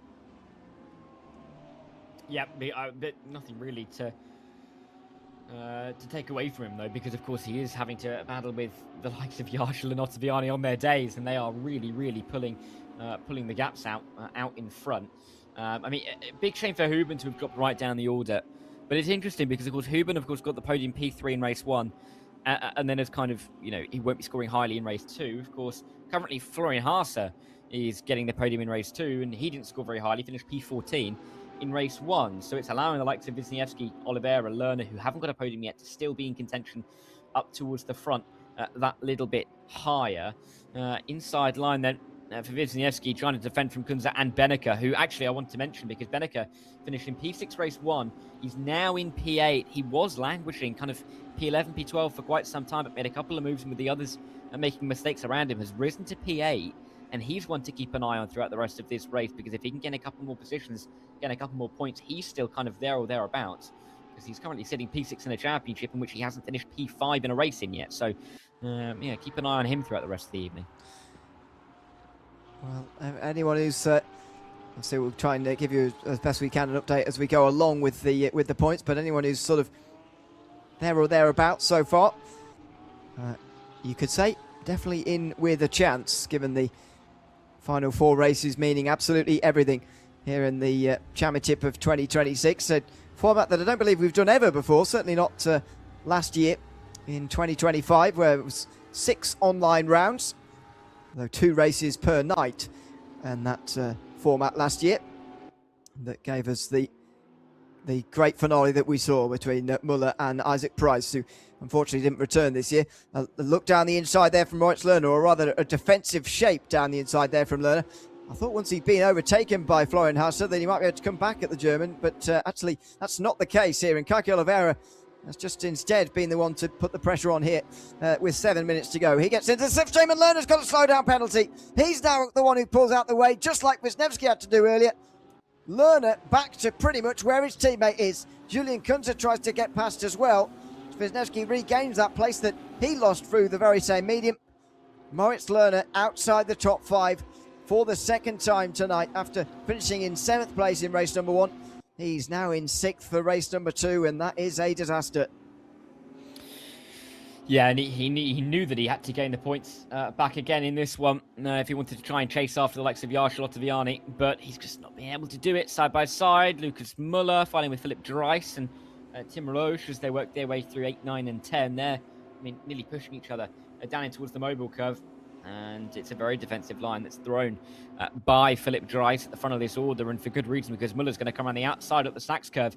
It's banked slightly. It will favour the car on the inside. A touch, and it's going to be a little wide moment for Muller. Tim Roche now up the inside in towards the final 3 turns. He'll have the outside line for both. There's a lot of wheel banging, rear left to front. Rear right to front left as they work their way through the final corner. It's allowed Spiegel to come through for P14, and they are fighting hard for every point down here, aren't they? Well, absolutely. It is only 1 point per position back here as well, by the way. Once you get outside the top 11 or top 12. So these guys are just fighting for 1 point per position in these final few spots. But entertaining fights again. 5.5 minutes to go, and therefore 4 laps to go for Tim Jarkko to bring this one home for the second time tonight and win race 2 as well. Florian Haase in 3rd place as they finished outside the top 10 the first race. Kaki Oliveira 4th, was in the top 5 previous, so I guess we can say he's got an outside chance. But again, we'll give you a bit of an update on where everybody is in the championship as best we can at the end of this race throughout qualifying for race number 3, which is at the Nürburgring, by the way. We'll be taking you there very, very soon. Vera slides wide, and here comes Max Benneker just in the background there and slips straight through. Manuel Vera had been gaining places up until that point, just knocked back there one and back down to 9th again behind Max Benneker. Yeah, and obviously Manuel Vera, we saw him make a couple of fantastic moves, didn't we, in the opening race of the event, and he's making more moves again, but he's just not necessarily scoring as many points as he would want to, but he's kind of there or thereabouts. It's kind of in that realm where he'll want to make a couple of moves shortly, but Benneker is a formidable character to try and get through on. Through the final couple of turns, tight lines from Benneker. He drifted a little bit wider in the first apex, but you can see how that helps him through the middle of the corner, and then through the second apex, he pulls a little bit further away, and he will stay in P8 for the time being. I wonder if he'll try and go up and support his teammate, because it feels like Lerner needs it at the moment. Dropped a couple of positions, and now really on the defensive from Julian Kunze. Yeah, there is the fight for 6th. The Maus drivers just outside of the top 5 on both occasions so far here tonight. The fact that the points get reset after the regular season was a big help to them, really. Lerner would have been 5th coming in if they'd have kept it as it was. Max Benneker would have been pretty much out of contention with the 7th. So they'll be glad that they reset, but unfortunately they've just sort of ended up where they were before anyway. He goes to the inside, Lerner, and gets through on Kunze this time. So back up to 6th again, defending from Kunze for that 6th position nicely. But as I say, if you're going to win this championship, I would have said at the start of the day, I did say at the start of this race, you've got to beat Yarshall in this race. At the moment, nobody is managing that. And they're not even getting close, are they? I mean, 4.5 seconds it's a huge margin, particularly when Ottaviani's been in clean air running on his own. To be able to pull that kind of gap to Alessandro Ottaviani is quite frankly ridiculous. I mean, the issue really for Tim Yarshall is that, yes, he's going to get the points for the win. Yes, this is good. He's going to get 2 wins. Ottaviani, you still finish 2nd in both races. Depending on what the form is when we get towards the Nürburgring, you know, it's a very different circuit. We could see Ottaviani perform a little bit better there. All it takes is one little mistake from Yarshall and Ottaviani to scrape win in both races. And all of a sudden, Ottaviani's the champion. You know, it doesn't take a lot on this basis. This isn't quite, you know, a cycling race where your time gap's carried over. But he really is picking up the pace and keeping that gap high. As I say that, he's lost a full second to Ottaviani, but he's comfortable enough that that's not too much of a worry. Out of turn 2 again for Moritz Lerner, who will be looking in the rearview mirror here at Kunze behind, and potentially some others as well as they come up quite quickly. Look at the weaving around in the background there. Few looks. And there goes Kunze on the inside of Lerner as Wisniewski puts the pressure on Oliveira again in towards the hairpin. Kunze's doing it again as well, although Benneker's got alongside him that time, and he just about had his nose alongside, so Kunze forced to give the room. Benneker gets the slipstream of his teammate, and he'll get the inside line on the braking zone down in towards turn 8 as well. He's got to be careful he doesn't hit his teammate, but he manages that quite nicely. Dives in a bit deep, but Kunze can't respond, and Benneker moves up to 7th place. So nice teamwork, I suppose, and that's what the teammates are for. But again, it's just a shame that it's back here for 6th position rather than for one of the better positions a bit further up the field. Oh, a bit of a late dive there in the background. I really thought that Vanna was going to go for that on Vera there. I think Vera did as well. He took a bit of a defensive line, but he thought better of it into the Sachs curve. That really wouldn't have been a particularly wise place to make a move. One more lap to go, though, as they come around the final corner. It's only one more tour of this Hockenheim circuit for the DTM eSports Championship. Of course, 2 rounds here this evening, and then, of course, we're going to go to the Nürburgring, so it's the final tour here. At the Hockenheim ring. Wide moment there from Kunze as he tries to come back on Benneker around the outside at turn 2. It'd be a brave place to make a move. They're squeezing each other, but we'll have to wait and see who comes out on top in that one. We will. Meantime, Tim Yarshall is running away with the race victory here. Once again, 4.5 seconds this time. The winning margin first time around was just over 3. Now he's extending that advantage once again here. Alessandro Ottaviani keeping him in check in the championship. The gap between them would be 12 points. The gap to the rest of them much, much, much larger. So we'll give you a bit more of a comprehensive rundown in a moment. But it's been Yarshall's day so far. And don't forget, he does win a lot of races in this championship. Last season, even though he finished 3rd in the championship, he won 5 races. And it was 34 penalty points that really cost him over the course of the season. Well, as long as he can avoid those, and if he avoids other drivers entirely by winning all the races and running away, then he's going to avoid penalties too. But through the Hockenheim ring, Tim Yarshall has done a very, very good job of completely destroying the rest of the field here.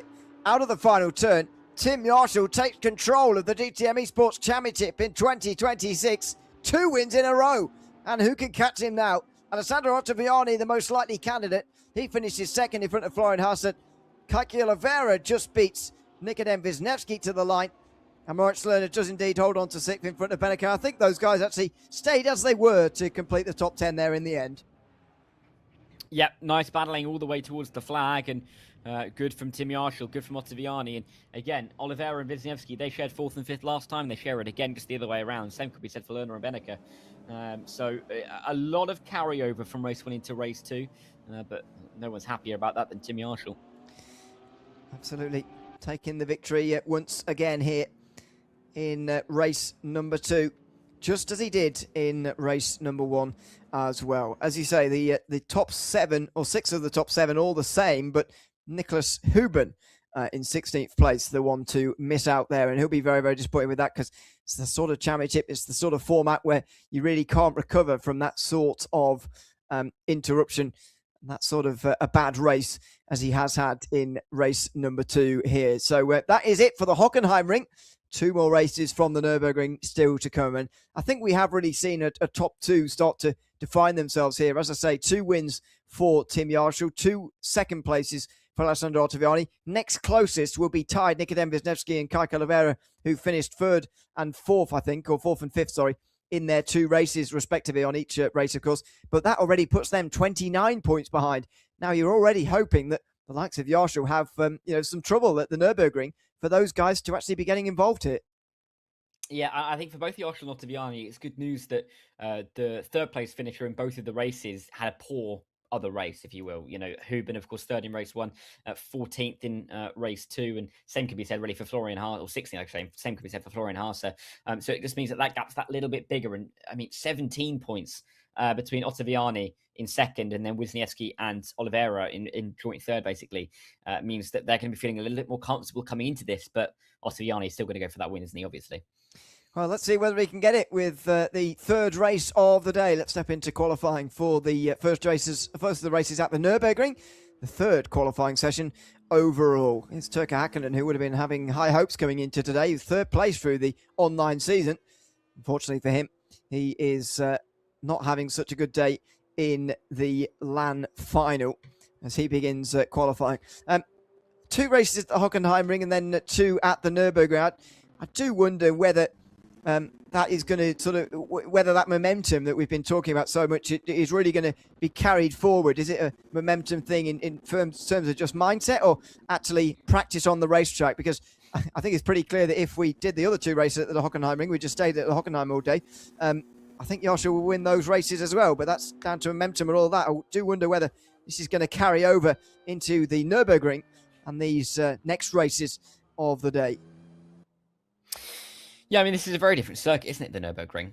So we'll have to wait and see if there is any carryover. But Yarshall and Ottaviani clearly were the top 2 over at the Hockenheimring. Let's see if they can continue that here. I mean, the neutral, I think, will all want a couple of the other drivers to stick it up there to really keep it competitive in towards the final race. But I mean, Tim Yarshall had so much pace. It was so impressive to watch. When these first lap times come in, that's going to be quite indicative. And we're only, one more corner away from finding out who's got provisional pole.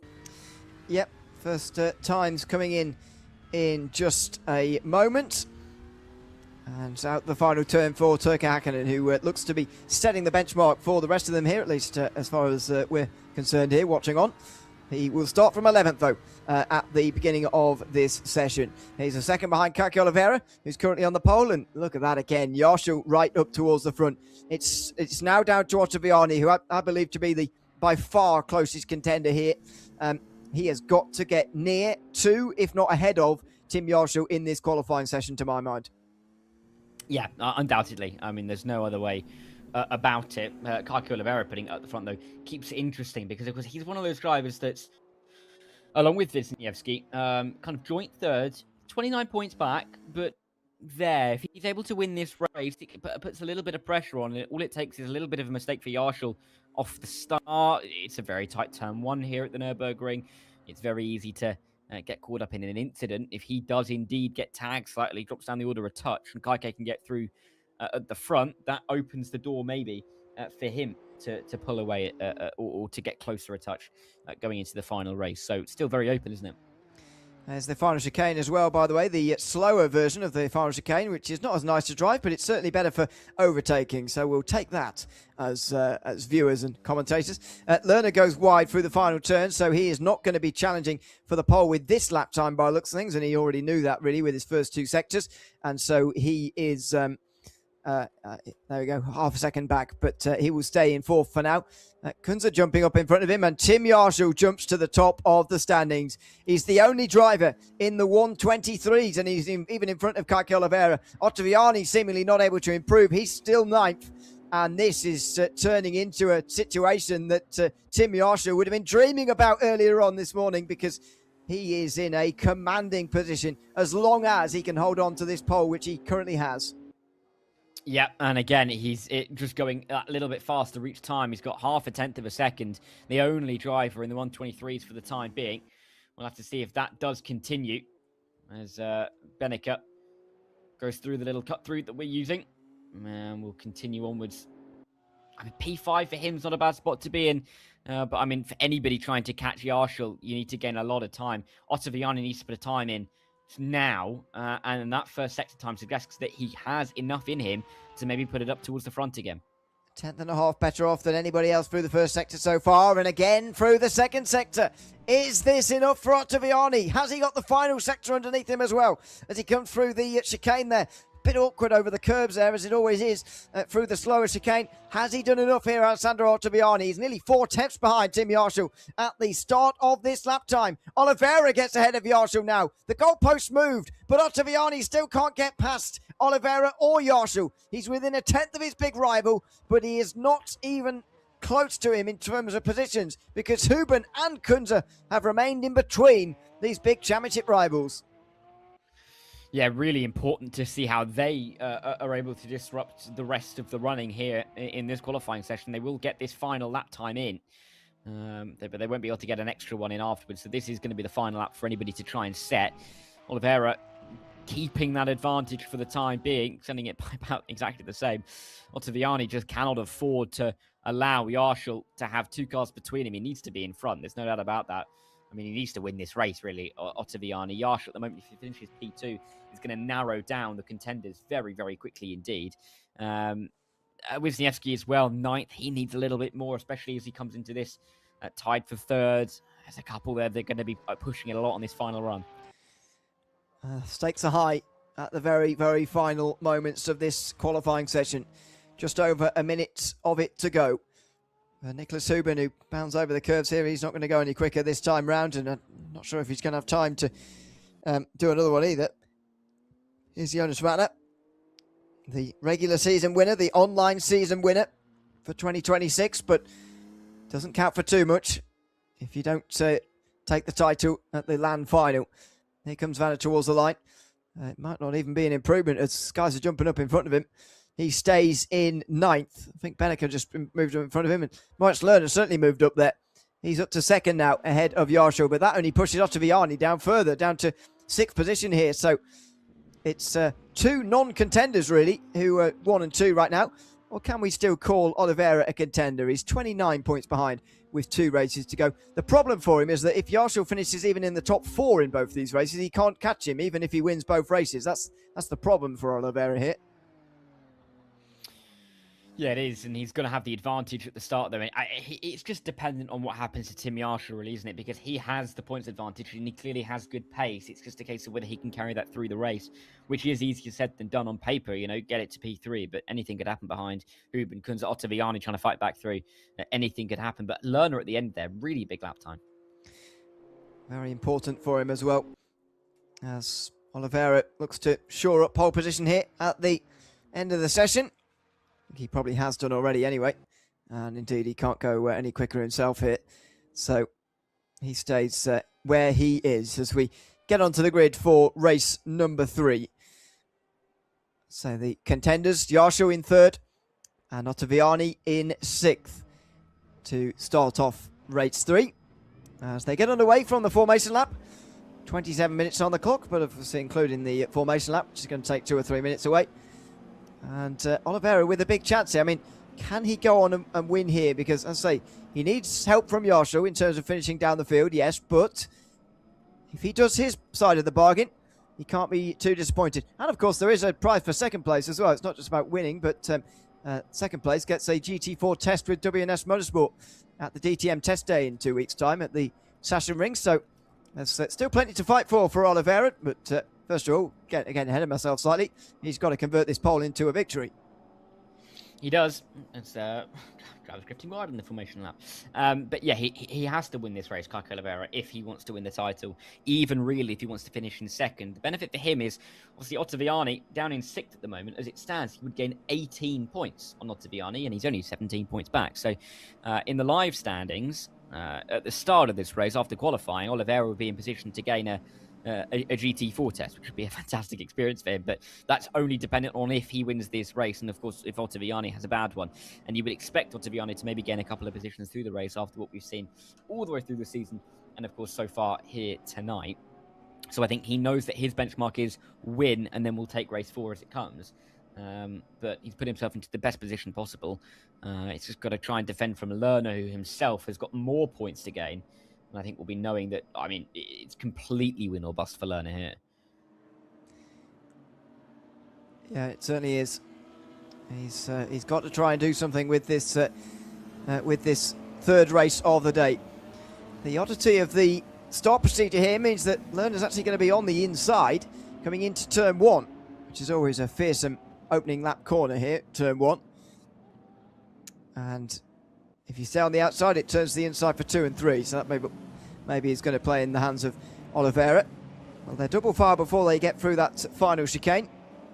And then they're on the way up towards the final turn.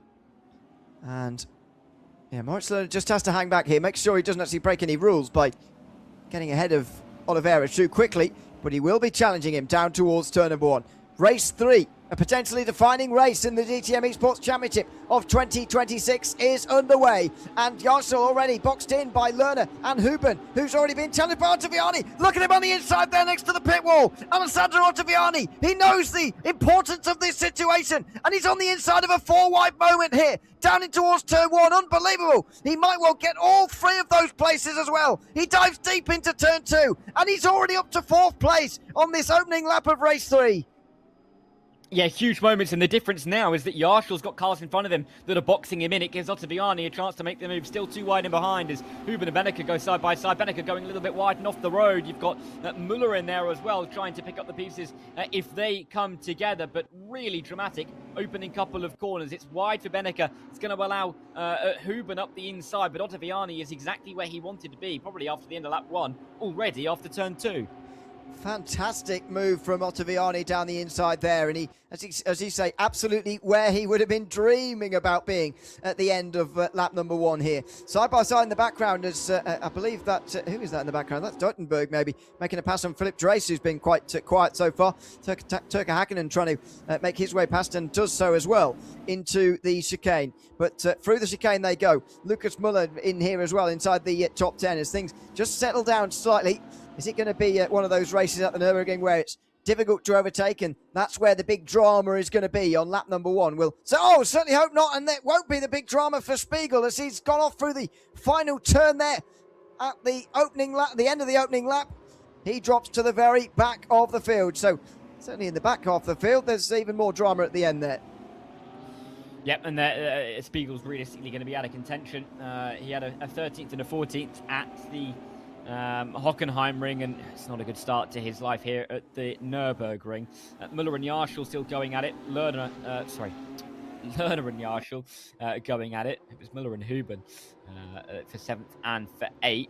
But Oliveira's got enough of a lead that he will feel like Lerner isn't close enough to lay a glove on him just yet. But I mean, that really is a knife edge of a difference whether he'll feel safe or not, because a couple of attempts closer, and I think he's going to be looking in his wing mirrors down in towards the heavier braking zone. So difficult moments, but at the moment he's exactly where he needs to be. And I mean, well, as long as he stays here, and he's going to be absolutely fine. Well, absolutely. Side by side in the background there for Kunze and Ottaviani, who loses time coming out of the right-hander there. And he's been overtaken by Kunze. So the top 3 get away. Oliveira, Lerner and Yarshall. But to be honest, Yarshall doesn't need to move from there. As long as he's ahead of Ottaviani, and now he's not only ahead of him, but actually ahead of him by a position. There's one driver between them, and Ottaviani's in another group that could get on top of him if he's not too careful. Yarshall's in the perfect position without even needing to move. Yeah, exactly. And Yarshall is just doing exactly what he needs to be doing at the moment to keep control of this race and this championship. He'd have, as it stands, an 18-point lead going into the final race, which would basically mean a top 6 finish sees him as the champion. So it's where he needs to be. Maybe one more position to make it even easier on the mats. But even so, I think he's going to be feeling pretty confident. If he won the opening 2 races, has the pace for P3, maybe feels like he has the pace for more, he's going to be feeling very confident indeed, especially with Ottaviani losing even more time. And even when he had the chance to pressure him, wasn't able to apply it, really, and made the mistake himself to drop behind Kunze. Through the middle sector again, Kunze not feeling and looking especially comfortable now that he's ahead of Ottaviani, to be honest, but nevertheless, he is in front, and look at that mistake there. That's almost exactly what Ottaviani did, and Kunze went straight through. Oh, there's such side contact through the kick this time, though. Maybe there will be more of an argument between them this time. Outside for Ottaviani. It's late on the brakes, and he's back ahead again. Kunze very careful not to hit him. Now he gives him a bit of a bump. Coming out of the corner. Max Benneker watches on, and I wonder where he is now. He's looking to the inside of Kunze, and Ottaviani having to defend from him as well as Kunze in this moment. Benneker down the inside makes his way through. Lucas Muller's not far away here, and he's getting into the slipstream of both of them. He goes from one side to the other. He's got to be careful he doesn't get boxed in there, because Benneker's on his inside, and he's just going to pull to the outside instead here, Muller. Ottaviani is safe. He just about breaks late enough to keep Kunze behind him. Muller on the outside line is getting to get the inside for the next 2 turns here. Max Benneker on the outside line could get Freight Train. Turka Hakkinen is not too far away, and he has been overtaking Benneker. So Lucas Muller, the reigning champion, moves up to 7th. After Ottaviani also moving up. He's now 4th in front of Julian Kunze. Yeah, important move for Ottaviani to make. He now has to chase after the top 3 and almost hope that Kike Oliveira almost bunches them up at the front. Muller now behind Kunze, trying to find his way through. Muller has worked his way up the order ahead of Benneker now. And he's put on a consistent charge to get himself into this position. But he just, difficult start to the evening. A P8 and a P13 over at the Hockenheimring has just put him really on the back foot coming here. But he's clearly got some pace and has been putting on some good moves so far. Down on the brakes into the chicane for these leaders again.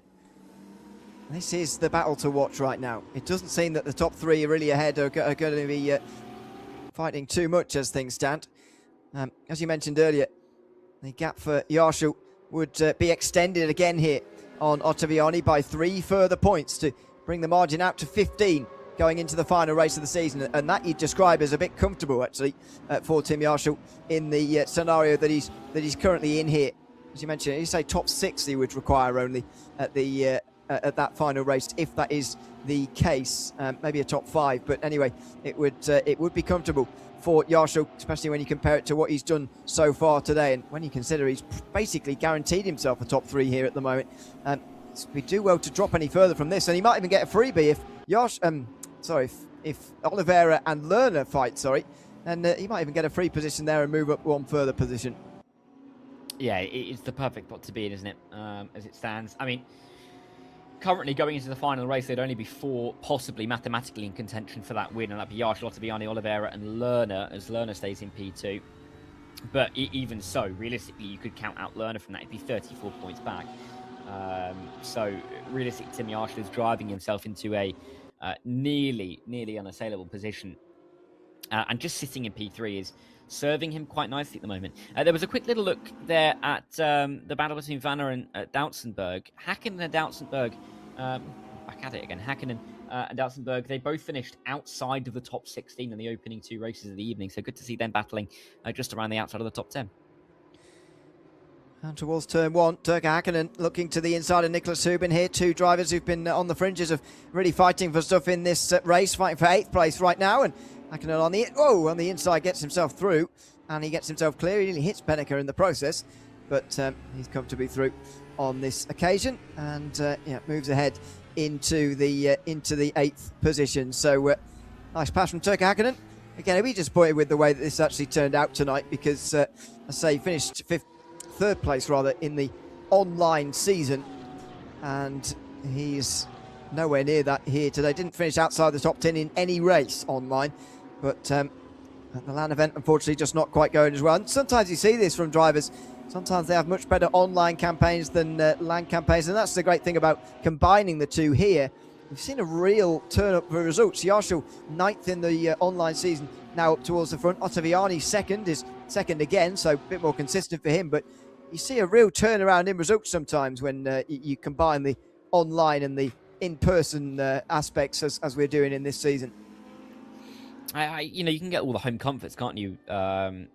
On the online series, you know, everything's set up exactly how you want it. Everything is perfectly adapted to you. You've got your sim rig, you've got your setup, you're in a natural habitat. At a LAN event, that kind of changes, and it can change your routine a bit, which can unsettle a couple of drivers. And we're talking about the margins that we are of, you know, hundredths of a second.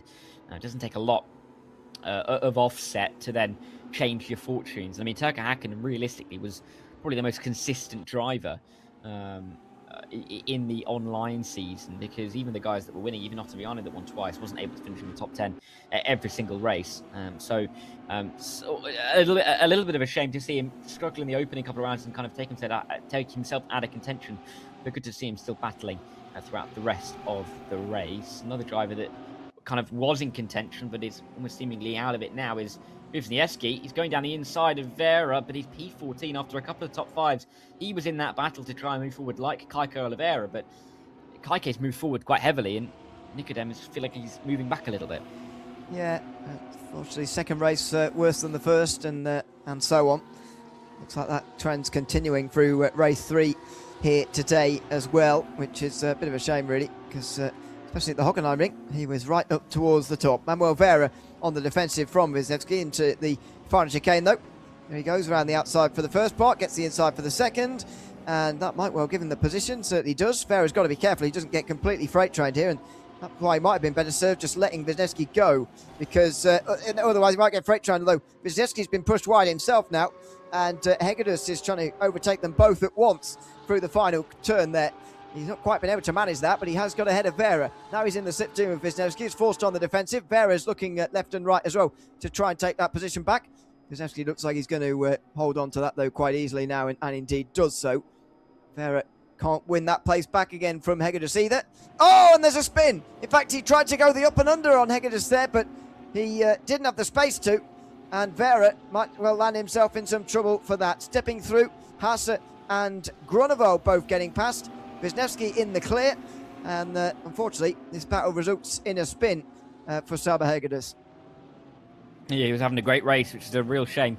And you could just kind of see it happen in terms of Vera trying that up and under, which is trying to turn the car in, and, you know, hits the rear end of the car, and when the rotation of the car is such as that, you're just going to turn the other car across your nose. So you could kind of see that happening. It's a shame for Hegedus particularly, but it's given Wisniewski a nice gap. Grunewald's up the order, and Haase as well have kind of benefited from this, but Haase is going to try and overtake Grunewald, and that's just going to allow Nikodem to get ever further clear. Is that rush? It is rush down the inside, made it 3 wide momentarily. They're all going to have to escape over the grass. That was a very late move. That was an extraordinary dive down the inside there, and how it didn't result in a bigger crash, I'm not entirely sure. Out of the final turn, here comes Grunewald again on Florian Haase, and he's got him actually very easily. Manuel Vera will try and get past Haase now as well. Grunewald gives him the slipstream there to try and help the Spaniard on the way down in towards turn number 1. Outside line for Haase, that's a long way round there, and Vera is going to get that position back again, so he is back to 15th. It's in behind Tobias Grunewald. Then Sebastian Reer, Florian Spiegel and Tim Roche all involved. They look down the inside of each other towards turn 3, but they stay as they are. So an entertaining group down the back end of the field, but these are guys really fighting over the minor positions and hopefully enjoying themselves, really. It's always fun at a LAN event, and hopefully they're having some good fun in these battles, because they're not going to be competing up towards the top for the title. No, they won't, but it's nice that they're still having a little bit of fun and having some battles themselves, because I think they know that the title's gone from them, so you might as well have some fun while you're here, right? And it's a real fist fight, isn't it, down here for what is P14. It was a battle that ran from 13th all the way down to last in the order, but now with Hegedus a little bit further back, he's been cut adrift somewhat, but it's still a highly competitive train, and well, they're all going for it, aren't they? Yeah, certainly are.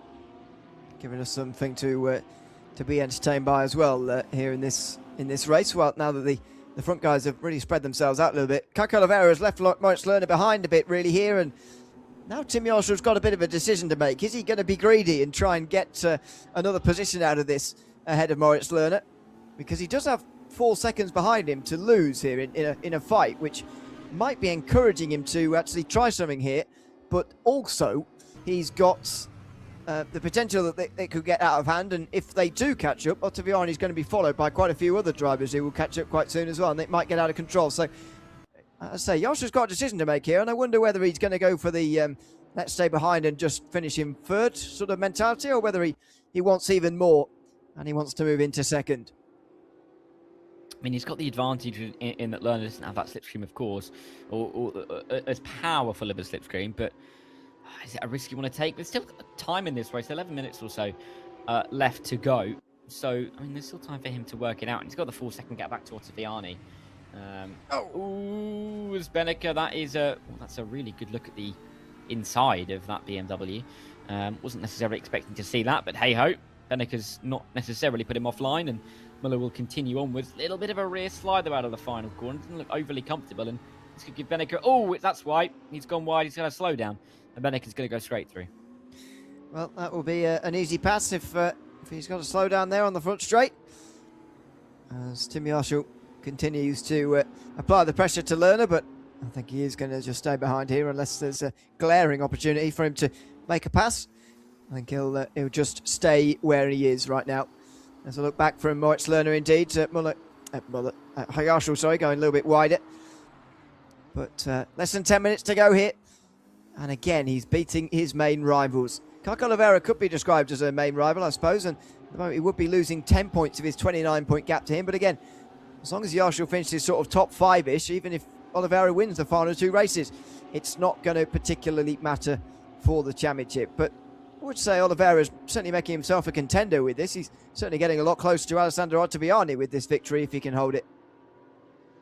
Yeah, he certainly is. That'll be important. The gap to Ottaviani, as it stands, will come down to 4.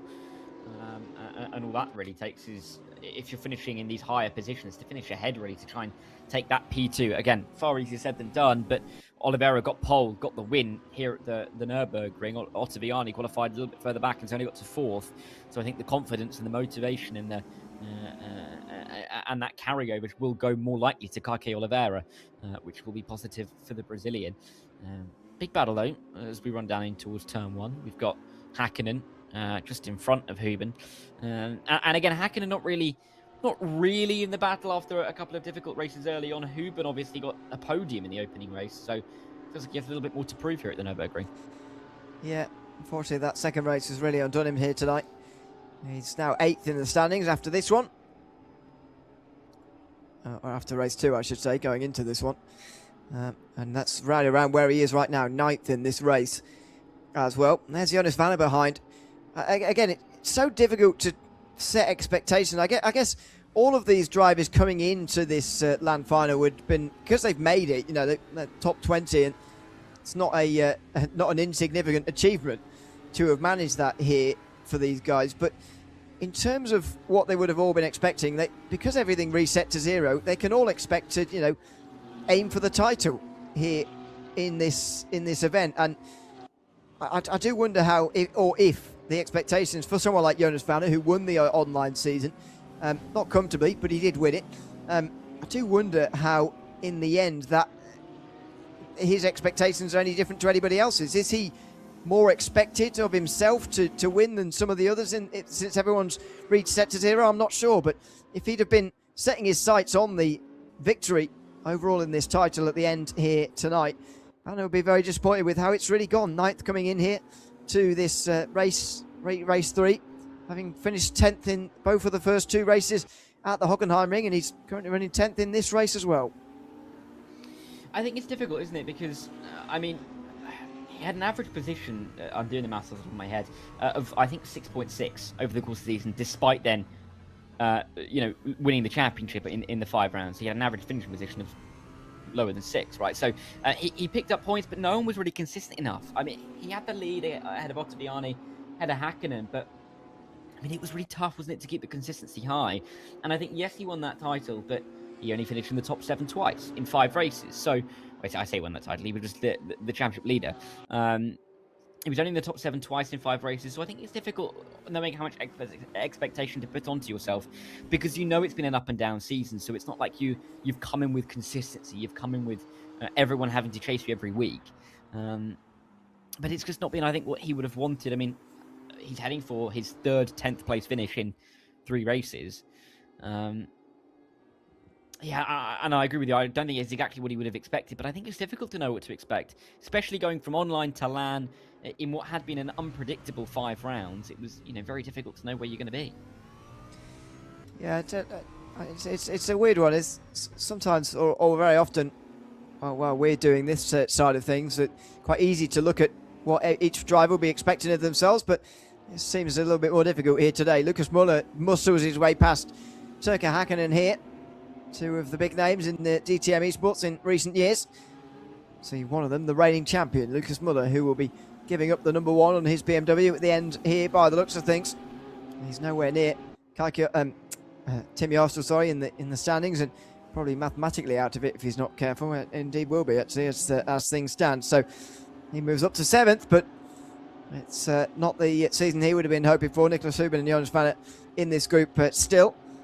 In behind, just over 5 minutes to go, and glad to say really that the fears I had from first of all the Hockenheim but also the Nürburgring races here on this layout, that overtaking has absolutely been possible so far, and we've seen some great battles actually throughout the race so far, earlier on at the Hockenheim ring and also here at the Nürburgring as well.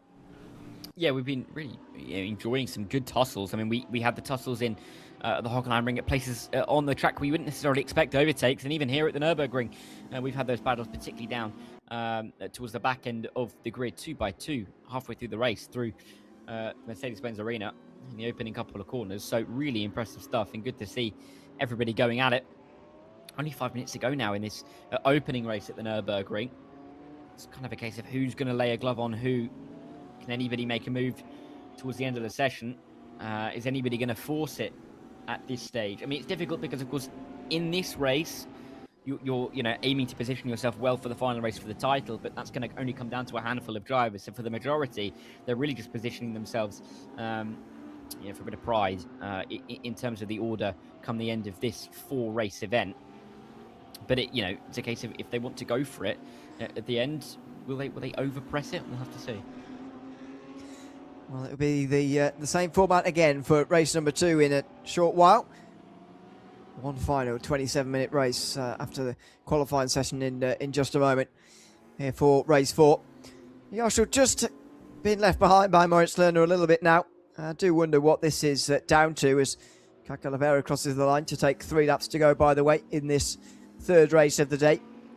Well, and I didn't expect Yarstel to really push too hard to try and make a move on Lerner at any point in this race, to be honest, and that has proven to be the case. Yarstel more than happy with 3rd, because as things stand, he would have 15 points over Ottaviani and 19 over Kike Oliveira. Yes, that means that a top 4 still required for Yarstel to make sure that he's out of sight, but nevertheless, it's a decent place to be. Here comes Nicholas Hubin to the outside of Lucas Muller, who is pushing him out wide and able to keep his position. This is where the fight's going to be in the final 3 laps. Yep, it is. And Turka Hakkinen's done a good job to get himself back through on Muller. Again, it's been a difficult opening to his evening, so good to see him fighting a little bit further up the order. I mean, he finished in 18th and 19th in the opening couple of races this evening, so good to see him fighting up in 7th this time by, and we'll see if he can hang on. It's a bit of a train. It is now including Philip Dries, who's attaching himself to the back of it as well. Which makes it a 5-car tussle for P7. With 2 to go when they cross the line. This could turn quite exciting, actually. 3 drivers all going for it into turn 1. We know that you can dive it late on the brakes through there. It is the heaviest braking zone on the track. And so, yeah, let's see if anybody can make a move in the final 2. Not up here for even Max Benneker, who's in 6th place at the moment. That result is going to see him up to 4th place, I think, in the championship as things stand, depending on a few results further behind. But he's been slowly working his way up here as Max Benneker with these results, which is positive for him. Meantime, there is the weaving around from Hakkinen. He will stay where he is. Those 5 are all single file, but just in behind, Nikodem Wisniewski, one of those drivers who, excuse me, could be overtaken by Max Benneker with that result here. All the way back here, looking for 12th position. Round the outside of Duitzenberg, and he does move through. So a nice pass from Wisniewski, but unfortunately in race 3, the damage done here. I'd say the race results getting worse with each race that comes here tonight by the looks of it. Yeah, it's unfortunate because he had such good pace over at the Hockenheimring, but he's not been able to carry that over to the Nürburgring at the moment. Duitzenberg did have a good start to this race, was running inside the top 10, has faded back a little bit, but still better than the results that he was able to pick up over at Hockenheim. But he's still P13. I think that'll be a good result, especially after, he's only been overtaken in the last 10 minutes by Wisniewski, who finished in, the top 5 in both races at Hockenheim. Oliveira, though, he'll find the white flag. He's got one more tour of this circuit, and he should have put himself into, well, definite contention for that GT4 test for P2 in the championship, and maybe even for that BMW M2 Cup start over at the Hockenheim. Indeed. That's the prize, the main prize for the DTM eSports winner of 2026. Kike Oliveira keeping himself very much in that conversation after a fairly anonymous online season, really. He was over 100 points off of Jonas Vanner after 5 rounds, finished 12th in the overall standings. But with the reset and the LAN environment, which he has been getting more and more used to, especially Oliveira in recent years, he's thriving at the front. Here is the battle behind. No actual changes as expected towards the end here. Hakkinen still holding on ahead of Muller, Huben, Vanner, and Philip Drees actually, who's caught up to these guys as well. But no real change happening here as time expires, and the best overtaking chance down in towards turn 1 has now passed them by. Kike Oliveira, though, is going to take victory here, and after 2 victories at the Hockenheimring for Tim Yarshall, it's going to be a different winner for the first time tonight in the DTM eSports finale. Kike Oliveira comes through the final turn, and he wins race 1 here at the Nürburgring in similarly dominant style to the way that Yarshall was able to do so across at the Hockenheimring. Lerner comes across second, and Yarshall gets himself 1 step closer to this title, knowing that a top 4 in this final race of the season will be enough to seal him the title. Yeah, fantastic for Yarshall to be in that position now going into the final race. But for Kike Oliveira, even if he feels like the title is too far away, he's closed that gap to Ottaviani to just 4, which realistically means that a top 2 finish, as long as he finishes ahead of Ottaviani, will see him at least P2 in the championship, depending on where Tim Yarshall is come the end. So good result for him. And I think Oliveira is going to be delighted. But something that is a little bit ominous is the fact that Yarshall still got the fastest lap in that race, despite finishing 3rd. Well, yes, that is pretty ominous, really. And we saw the way that he was able to fly out of that first race at the Hockenheimring to go on to a second race and put in a qualifying lap that nobody could match. Well, can he do that again in the Nürburgring, as well? Let's wait and see. But it's all his to lose now for Tim Yarshall. He's been in these situations before. He's done well in DTM eSports before, don't forget. But he has got all the pressure on him now, and I do wonder how he's going to deal with this situation. He is the championship leader. He knows that the top 4 will be enough, and to be fair, he's finished in the top 4 in each of the 3 races so far, but you just never know. And again, the pressure in such a short qualifying session is really immense. Oh, absolutely. And he knows that he doesn't need to necessarily perform at his best to be able to win this title. It's just the people that he needs. And clearly he has the pace for a little bit more than that. It's just a case of whether he can just make sure that he gets the base level in, and we'll see what he can do. We certainly will. Let's see this final qualifying session of the day, heading into the final race of the day, and indeed this season of the DTM eSports Championship in 2026. I do wonder what sort of a qualifying session would be deemed as, a good one for Tim Yarshall here. Obviously pole and front row probably, but how much further can he afford to slip down before this is deemed not a good qualifying anymore, I wonder. It felt to me like 3rd place was actually a bit of a curse last time, because he was first of all boxed in on that 2nd row, but also the odd numbers start on the outside of the first corner here at the Nürburgring, which just seemed like a little bit of a disadvantage.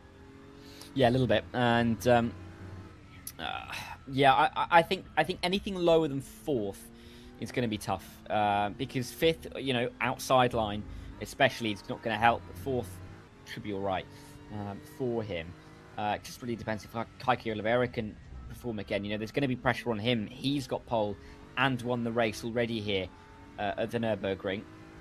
So therefore, he's going to be feeling like he could and probably should replicate that again if he can keep the pace high. So, yeah, it's difficult for him as well. But I think Kike Oliveira's primary task at the moment is Alessandro Ottaviani. It's a long way up to Tim Yarshall. Tim would have to finish in 6th and Kike to win the race for Kike to overturn. Oh, no, not even that. 7th and Kike to finish in 1st to overturn that kind of deficit. So I think his first target for the Brazilian is going to be Ottaviani, and then kind of just see what happens with Tim Yarshall, because he is the one that kind of is in complete control of his destiny here.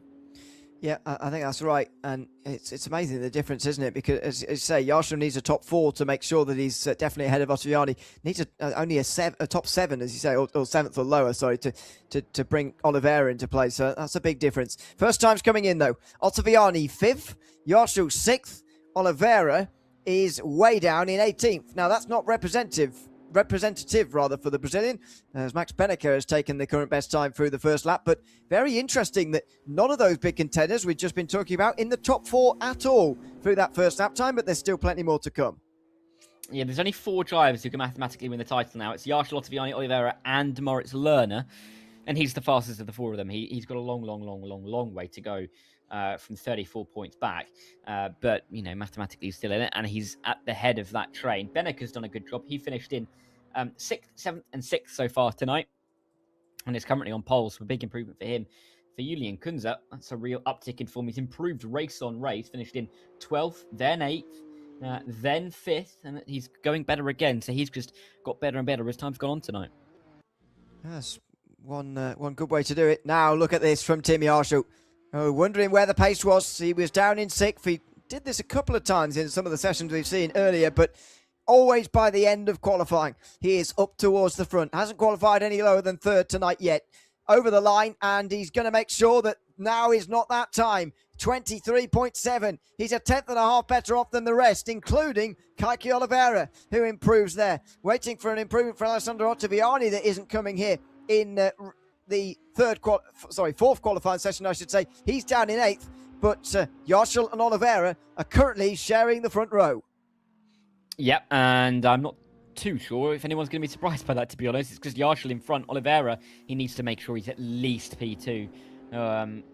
If not on pole position, he cannot afford to let others get through. He will need to improve on that time, I think, to feel a bit safer. This lap is not it, though. He's already a quarter of a second down through the opening sector alone. So Yarshall should have the control again this time by. And I mean, a 10th of a gap doesn't feel like a lot, but when you consider that that gap replicated down is bigger than between Oliveira and Häkkinen in 9th, I mean, he just has that extra edge of pace that the others can't seem to find at the moment tonight. Here he comes into the final chicane now, Oliveira. Sorry, that's Florian Harser, actually. He's just slowing up here and preparing himself for one more shot at this, maybe 2. But just letting the tyres cool, letting him gather his own thoughts and get ready for the next lap. Lerner moves up. That's a good lap time from him to move on into 2nd position there. Still, though, over a 10th behind Yarshall, and a circuit of this length around here, the sprint circuit plus the Mercedes Arena, it's only 2.2 miles, 3.6 kilometres. That's a big gap, more than 1/10 in a field like this over such a short lap. Oh, exactly. And I mean, it just puts makes everybody aware, really, that Tim Yarshall is not feeling the pressure. He's clearly got it under control and knows exactly how to cope with the position that he finds himself in. Moritz Lerner is doing everything he can to try and knock him off that, as is Kike Oliveira. Note on Oliveira as well, in his fight for P2, Ottaviani down in P8. Oliveira doing more than enough to take P2 in the standings as it sits, and again, comes with its own prize as well. It kind of feels like, you know, finishing 3rd, 4th, 5th doesn't really matter down with those big prizes for 1st and 2nd. That'll be what Kaike's aiming for. It certainly will be. As you say, that prize for 2nd place, a GT4 test. Kike Oliveira at the moment in position to take that if this qualifying session holds. This lap time is not going to give him any improvement in position. He might as well have swung wide, really, through the final turn there and given it a go at getting a good exit, but he doesn't, and he carries on to the end of a lap time there that was never going to produce too much for him. He's over 5 tenths behind. That would only have been good enough for 14th if he was starting all over again. Now, Ottaviani makes a mistake, and he's gone, I think, from this session.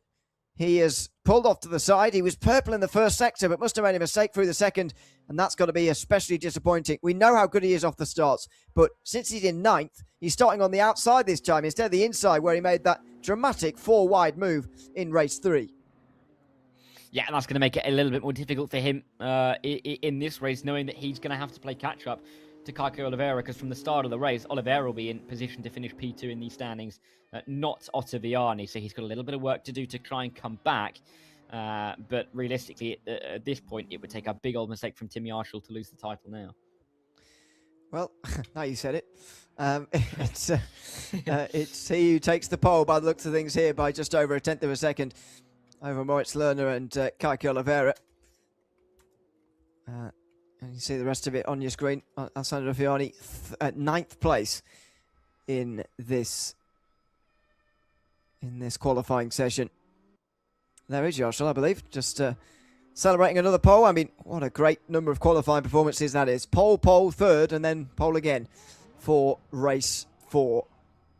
27 minutes on the clock then. They'll soon get underway for a formation lap. And indeed, there is the grid. There is Ottaviani on the wrong side of the grid, really, for this. But to be honest, all 3 of the championship contenders are on the outside in towards turn 1. So none of them really have that big advantage. And again, Ottaviani cannot make that big dive like he did in the last race to make up all the positions in one go. He's going to have to make some overtakes sort of as this race single files out. And that's much more difficult as we saw in race 3.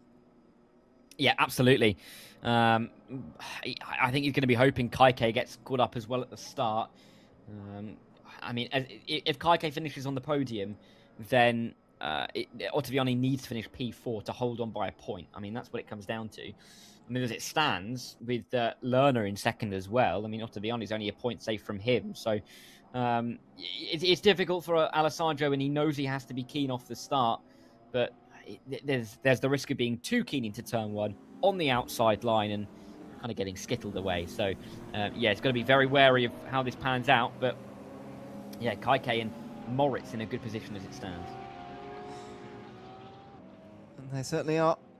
Can Moritz Lerner maybe have a bit of a performance here late on? He's generally been improving his positions throughout the day. He's started off the day with a 7th place finish, then a 6th at the Hockenheimring, then a 2nd, as we just saw in the first race here at the Nürburgring. Can he continue that trend of improvement with a victory in the final race of this season? Well, the drivers will weave around and warm up the tyres for one final time in the DTM eSports Championship of 2026. This land final, which has given everybody in this top 20 a chance at taking home the title. And that M2 Cup start at the Hockenheimring coming up soon.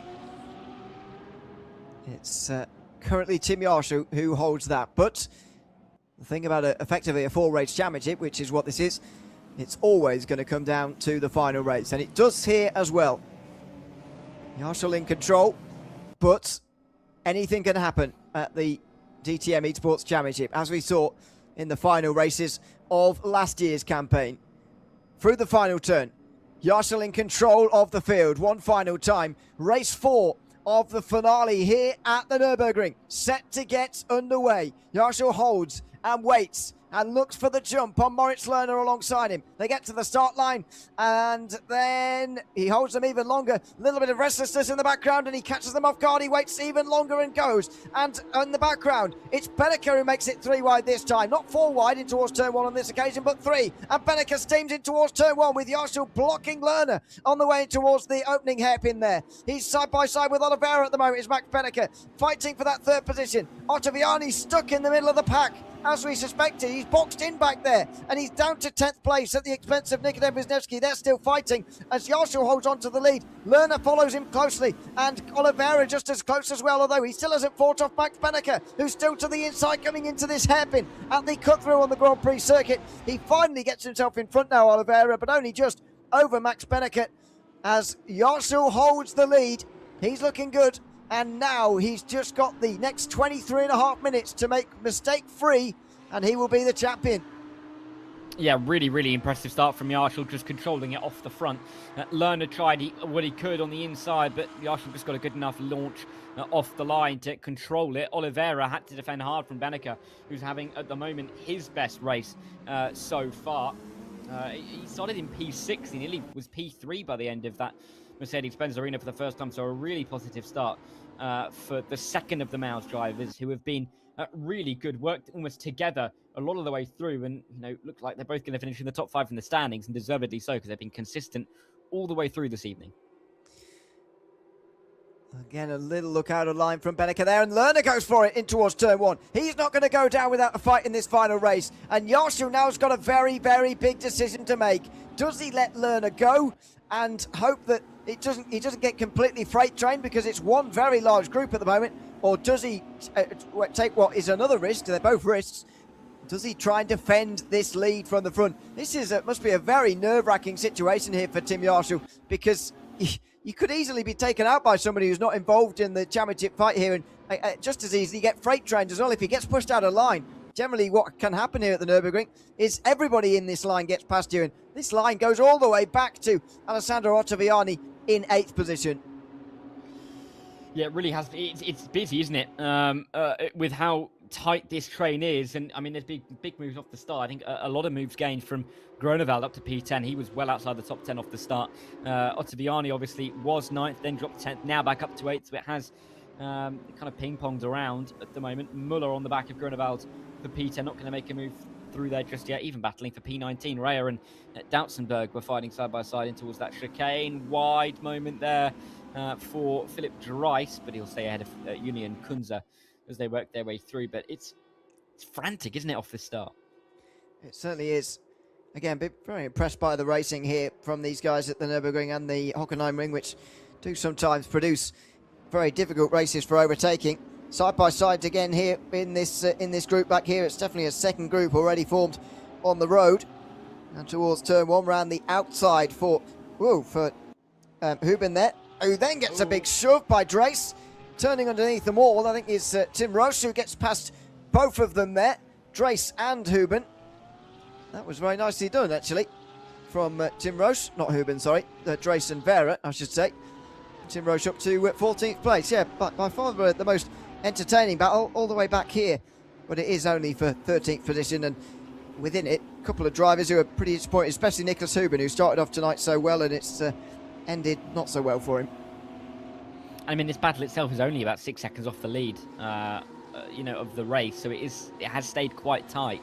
Tim Yarshall hasn't been able to quite run away at the front. Doesn't really matter, he doesn't need to, because as things stand, he'd win the championship by 29 points. But he's not been able to pull away in the way that he did at Hockenheim, and of course he never led the race here in the opening tussle at the Nürburgring, so we haven't been able to, there's no reference to go on from there, but he's just not quite seemingly got the pace to pull the gap. Lerner's sitting there. He's not necessarily close enough to make any kind of move, but he's kind of lurking in the background. Here's a move, though, very possibly. Muller pulling out of the slipstream. Kunze's going to have to go to the outside line. He is. Looks to the outside, breaks late. Tries to go all the way round here, and he's successful. He gets the inside for turn 2. Muller's not going to let him have that easily, but he's forced to give the room, and Julian Kunze does get through into 11th place. That was a very nice pass indeed. I always think when you're on the outside at turn 1 there, it's a bit like the hairpin at Hockenheim through turn 5, when it's so tight on the inside of that hairpin that going around the outside is such a longer way round. It's almost impossible because the corner's so sharp. But, Kunze proving that it is possible around the outside of turn 1 here, because you get the inside for the next turn, and that was a very nice pass up to 11th. Yeah, he's now improved ahead of Huben and Kunze very recently indeed, as Tim Roche as well has made the moves in the background. It's been quite fun towards the back half of this train. There's been big movements among them in places where we haven't seen the front runners be able to make any moves either. So it is an interesting little battle. We'll see if this can be overturned. Yarshall, though, at the front of the field, he can see Lerner behind. Lerner's just a little bit closer than he was last time by. Again, I don't think he's quite close enough for a move, but he's kind of in that uncomfortable range where it's kind of in, dive range of Tim Yarshall, but You can never feel too safe if you're the race leader. No. Oh, and there goes Lerner. Oh, and that's why he can't feel too safe. That's a huge dive from Moritz Lerner. And Yarshall does fight back.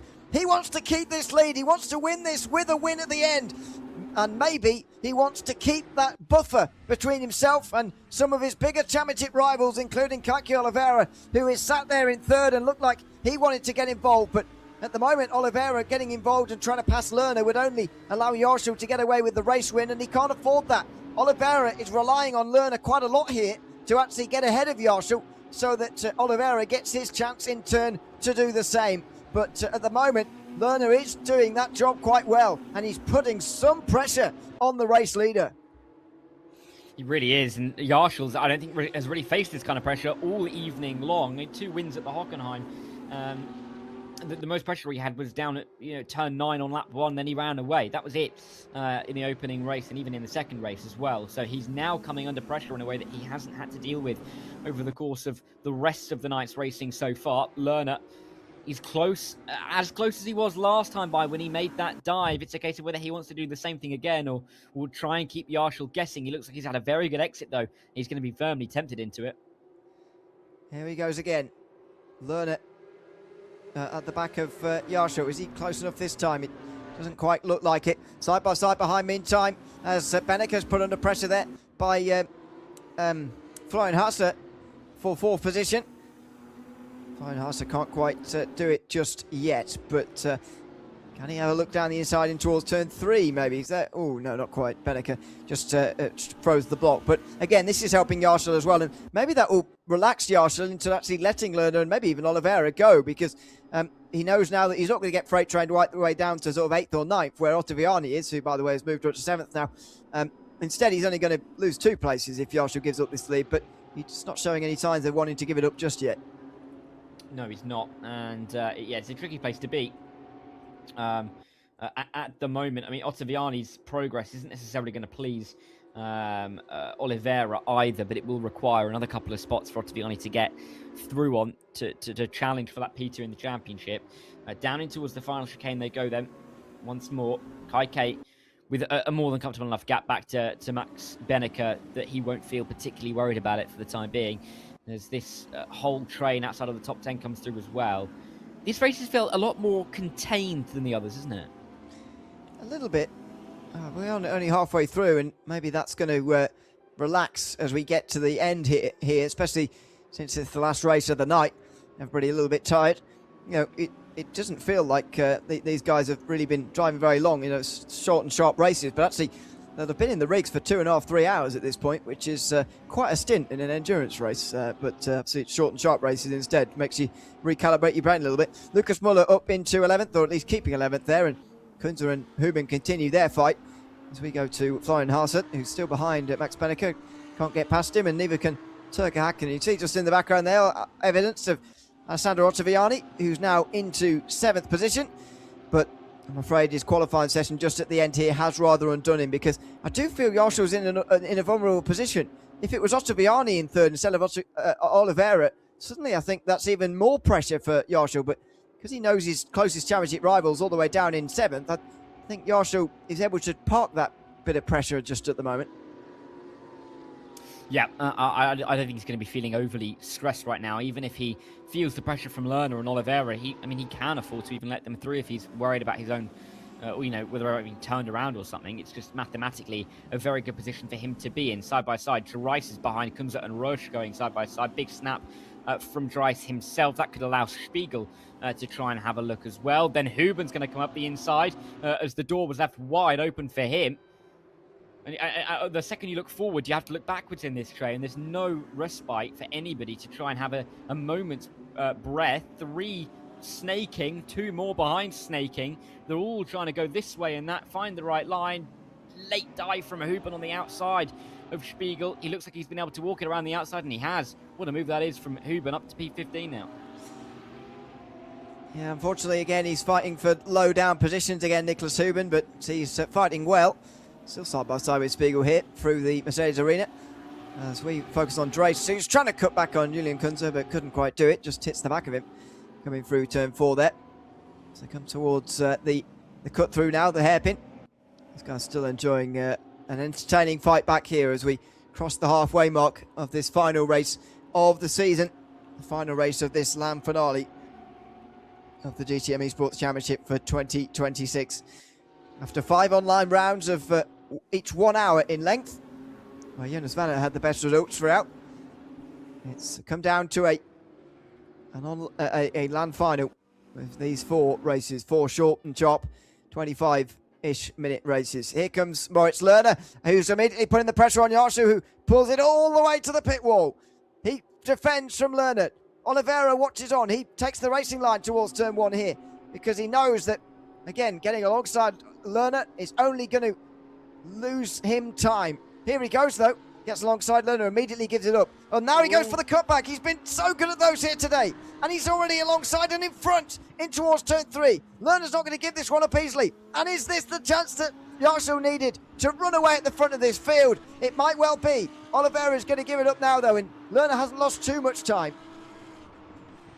Really was an impressive up and under from Kaike. He was just about able to turn his nose in slightly earlier and avoid the rear end of Beneke. We saw in the opening race how a couple of drivers came unstuck trying to do that themselves, but the experience of Kaike Oliveira really coming to the fore there and allowing him to get the up and under. It, you know, wasn't enough to quite get the run that he needed to secure it by turn 3, and Lerner's back through, but I think all of that just makes Lerner even more keen to get through on Tim Yarshall, because he knows that if he can't get through, he's going to immediately come under pressure. So I think Yarshall is going to have to face a little bit more battling to come, and he's pretty much got half the race to go.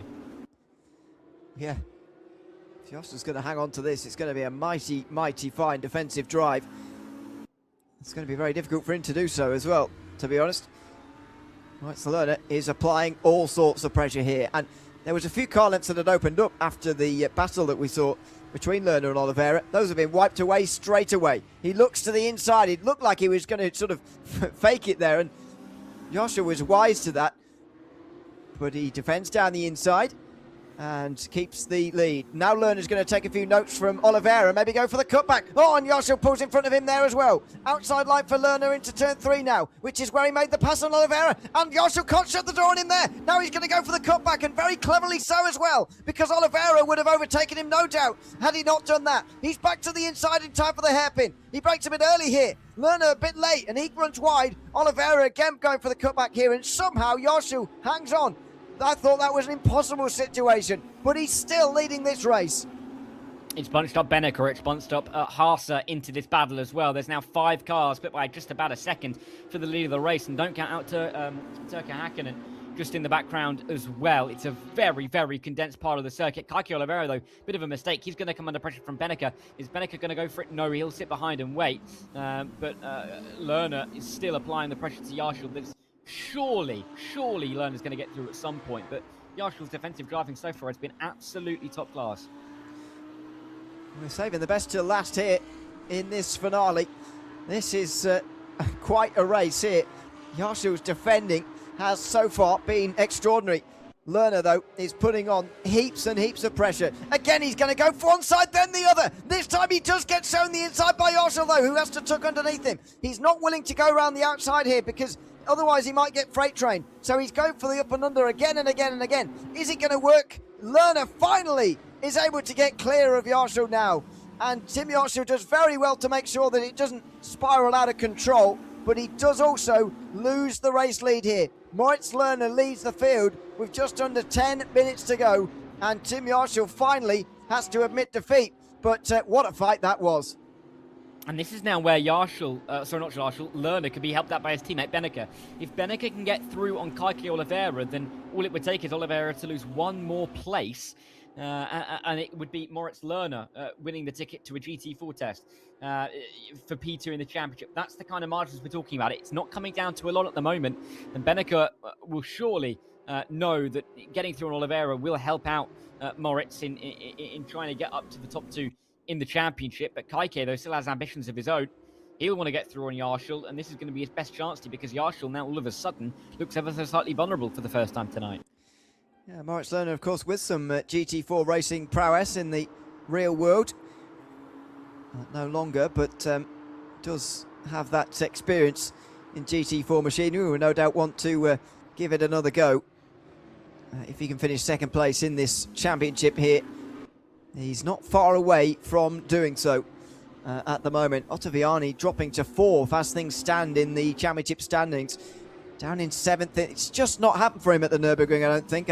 It was a good couple of races for him at the Hockenheim, but unfortunately at the Nürburgring, he's just struggling a little bit more. 7th place in this race here, and compared to his 2 seconds at Hockenheim, 4th place in the previous race as well. It's just not quite happened for him.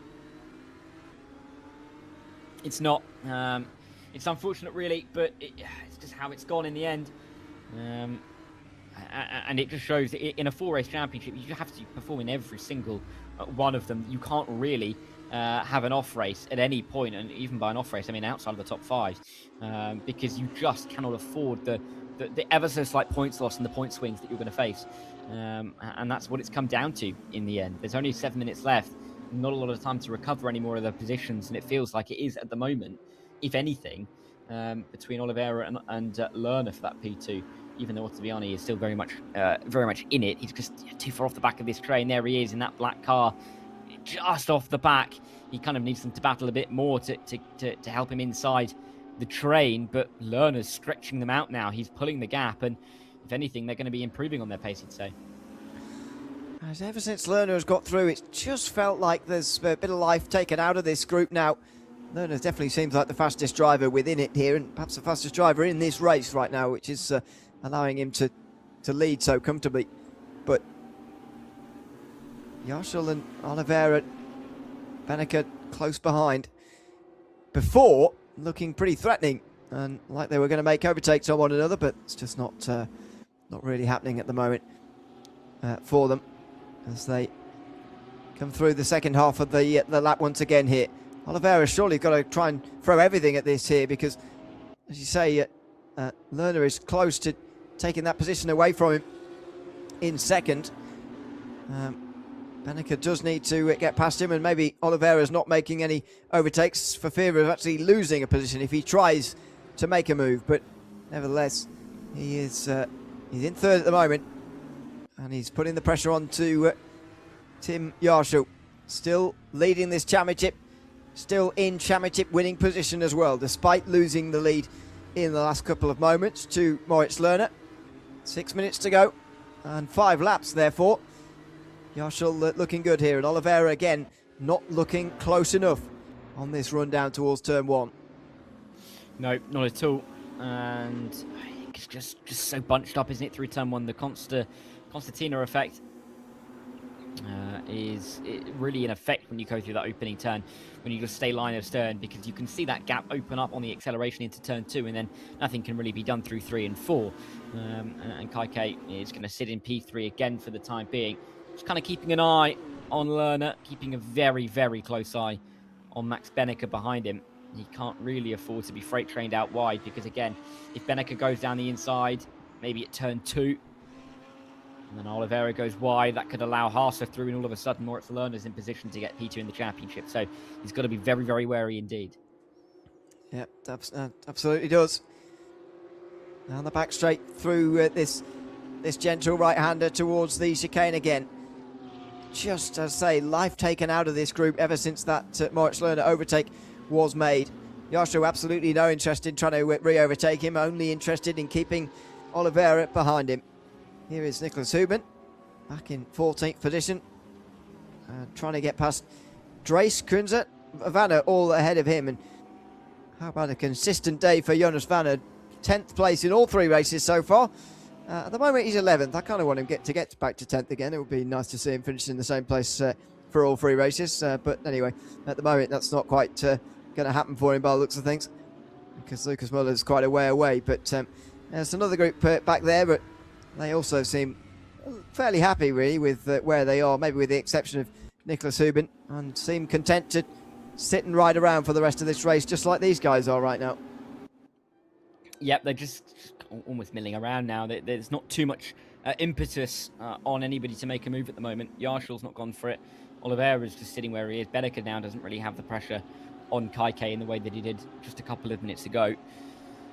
Haase, Hakkinen, Ottaviani, they are there, but they're just not close enough to make moves. Like those gaps, you can see them. They're the intervals, 9 tenths, just about a second, 8 tenths as well. It's just not much of a of a chance to make moves from that far back.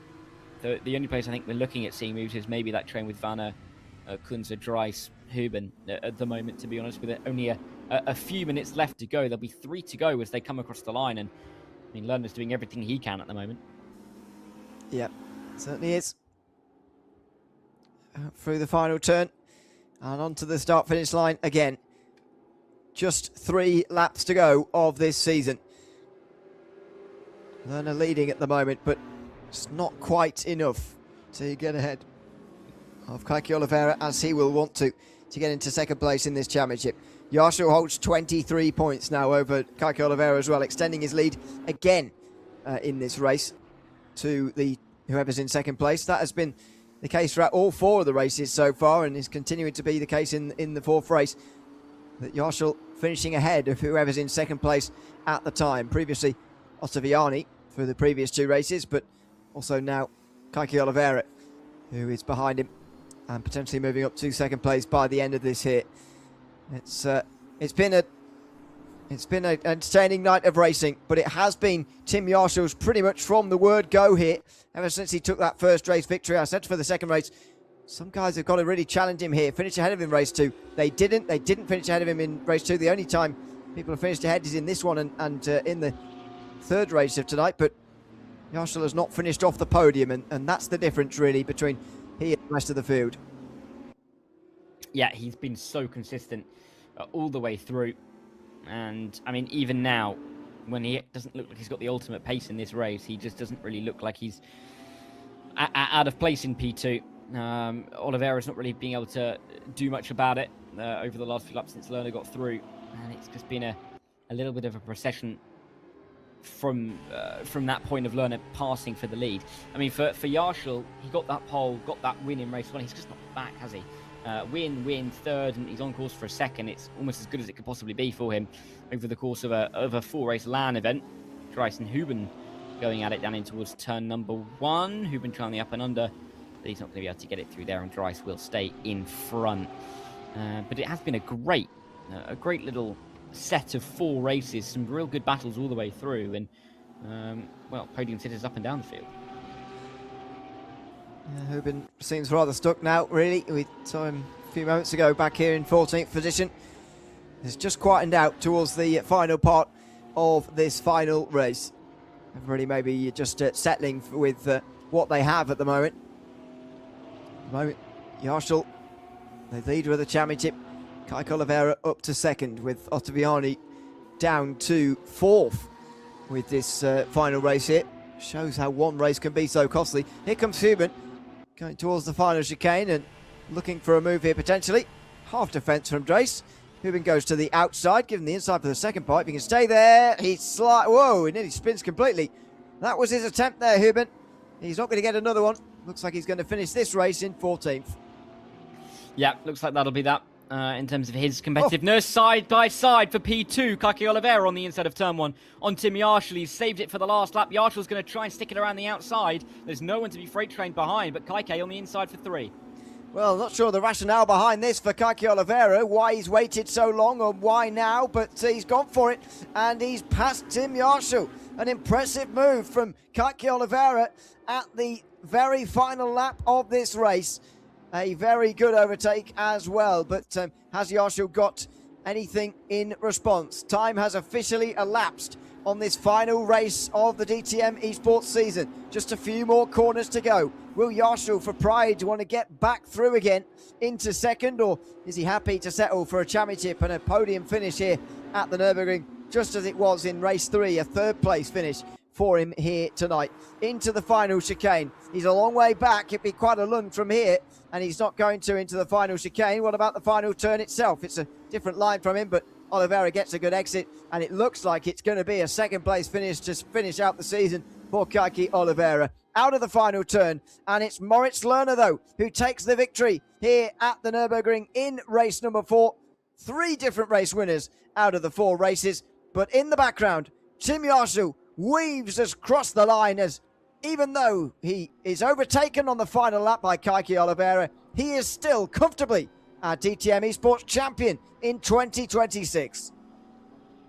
Fantastic result for Tim Yarshall. He's backed up the 2 wins he got at the Hockenheimring with 2 more podium places, and he hasn't really looked like anyone is going to be able to lay a glove on him, and in the end they weren't. What a way to win a title, and what a prize as well for him. Absolutely. We'll show you the full official standings in just a moment. But here are the race results. 1.1 seconds with Lerner over Oliveira. Yarshall sealing the title with 3rd. Max Benneker finishing in 4th place in front of Florian Haase. Then Turkka Häkkinen, Alessandro Ottaviani, Nikolai Wisniewski, Tomas Grunewald and Lucas Müller rounding out the top 10. The rest of the bottom 10 on your screen at the moment. Of course, stewards will have to look at things and so on, and there may well be penalties applied, but a word on Tim Yarshall. I mean, it doesn't matter about the format in some sense that, you know, he qualified through the online phase and yes, didn't go quite so well for him, but on the day when it mattered, he provided that and didn't finish off the podium all day, and that's very, very difficult to overcome for anybody else. When someone's finishing on the podium in all 4 races, very difficult to pass them. Yeah, and with the qualifying format that we had as well, where realistically it's a 4-lap qualifying session, it's difficult to perform in all 4 sessions, but somehow he was able to do it, and then he backed it up in each of the races as well, and yeah, deserved winner. I mean, 2 wins, 2 third places. He's won it by 15 points or so. I mean, it's a pretty impressive way to win. Yeah, indeed. That's the unofficial gap anyway. Let's take a look at the official standings with the stewards applied penalties, because I can tell you that some stuff has been applied to certain drivers, which does shift around some of the major positions in these standings. 22 points, the winning margin in the end for Yarshall, who was never going to be moved from there. He had too many points anyway. He could have got a penalty if he wanted. 22 points ahead of Moritz Lerner, who moves up to 2nd. Alessandro Viani, who moves up to 3rd. Kaki Oliveira, 4th in the end, ahead of Max Benneker. So must have dropped down with a penalty or 2. Nikolai Wisniewski, 6th position for him in the end, ahead of Florian Haase, Julian Kunze. Then it's Lucas Müller ahead of Nicholas Hoban instead of the other way round. So they have switched as well. Jonas Vanner finished 11th, disappointed maybe with the way this season has ended, ahead of Turkka Häkkinen, Philip Drees, Tobias Grunewald, Philip Spiegel, Manuel Vera, Niels Dotzenberg, Tim Roche, Sebastian Rea and Saba Hegdus, who was late entrant. Of course, those last 2 indeed late entrants to this series, this finale, but they're at the back of the field. So it's Moritz Lerner in the end who gets that 2nd, and all of a sudden that race win put into even more context and put into even more of a light, because he gets 2nd place in that GT4 test as well, and a great race win it was as well in race 4 there, by the way. For a while it looked like he was sort of stuck behind Yarshall, but he was able to find a way through. Yeah, he was, and he made it work, and he didn't really look like he was going to come under pressure again from Yarshall. He, you know, lap after lap really went for it. And eventually the pressure broke, and it meant that Yarshall had to give way. But from that point onwards, Yarshall just kind of sat in P2. There was no real pressure on Moritz Lerner. So yeah, full credit to him. And yeah, that test is going to feel great for him, right? It will be fantastic for him, absolutely. Well, let's take a look and hear from some of the drivers now who've finished up towards the top of the standings here in the DTM eSports finale here. Let's go down to the stage, as it were, to wherever all the drivers are competing and have been competing over the last 4 races. And here's some of their thoughts at the end of tonight. After the first 2 races P2, in the end P3, what weighs more, the disappointment or that you are happy that you win, get the 3rd place? Oh, for sure. I mean, I'm happy. More happy than disappointed for sure, because at the end we are racing with the best drivers in the world, and I would say I'm one of those. So I'm really happy that I finished with such high result at the end. I was not really expecting to be so competitive, especially like in the first couple of races, because you know the rigs, everything is new for everyone. So yeah, it was adjusted. Start like setting a low benchmark for myself, but then I got surprised with the Hockenheim weekend. Then you know, the Nürburgring, the first race was pretty good. I managed to grab some couple of position, the racer. Then I managed very well, but yeah, the second qualifying, wasn't that great. And you know, even if in the race I gained still a couple of position, it wasn't enough. Moritz did a good job. Team did more than a good job. So yeah, I just went full. You know, I just went full throttle and tried to do my best. And yeah, it's still P3, so it's good. It was your first appearance in the Falcon Sim Racing team. So how was your experience with this team for the first time? It's cool, especially to meet all of these guys, all my teammates. I knew them since I think, I don't know, 2020, 21, where we are racing at home, and now be part of the fucking team is great, and have a season debut like that, a final debut like that, it's great. What's coming next in your season? Let's see, for sure a bit of rest for next week, but yeah, not that much. I still want to do some stuff, especially in the RaceRoom. Plenty of competition are going on, so I will take some time off, but not that much. Thank you very much. Thank you. Moritz, finally at P2. A surprising result in the end, right? Very surprising. I think after Hockenheim, I already said I'm going to quit esports. I'm going to stop all of this because I can't do it anymore. But yeah, 2 wins in the last 2 races was, I think, the comeback I needed, and yeah, didn't expect P2 at all in the end. So I guess I can be quite happy with it. Although obviously I always aimed higher for the championship. But yeah, I'm still very, very happy with it considering the start. Now you won a GT4 test, so it's your comeback in the real race car as well, right? Yeah, it's been a couple of years after I've stopped racing in real life after DTM Trophy. So it's going to be fun to go back into a GT4 car.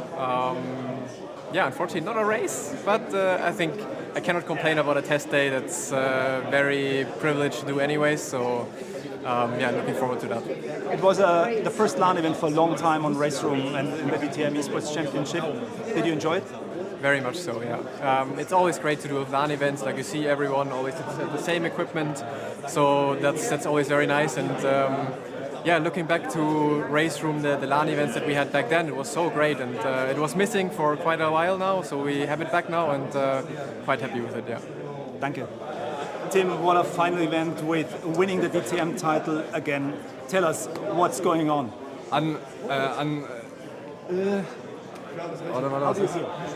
Yeah, really good. I mean, second title. Yeah, I'm a bit. Was ist jetzt? Oh Gott, ich muss Overwhelmed? Dass ich traurig bin, dass ich den letztes Jahr nicht gewonnen habe. Oder können wir nochmal anfangen? You're still a little bit sad that you finished last in P3. Ich bin komplett durch den Wind. Tim, your second title in DTM. Tell us how you feel. Amazing feeling. Win the second title for me. Yeah, I'm a bit sad that I couldn't reach the third title last year, but yeah, unbelievable feeling to win this title again. Yeah.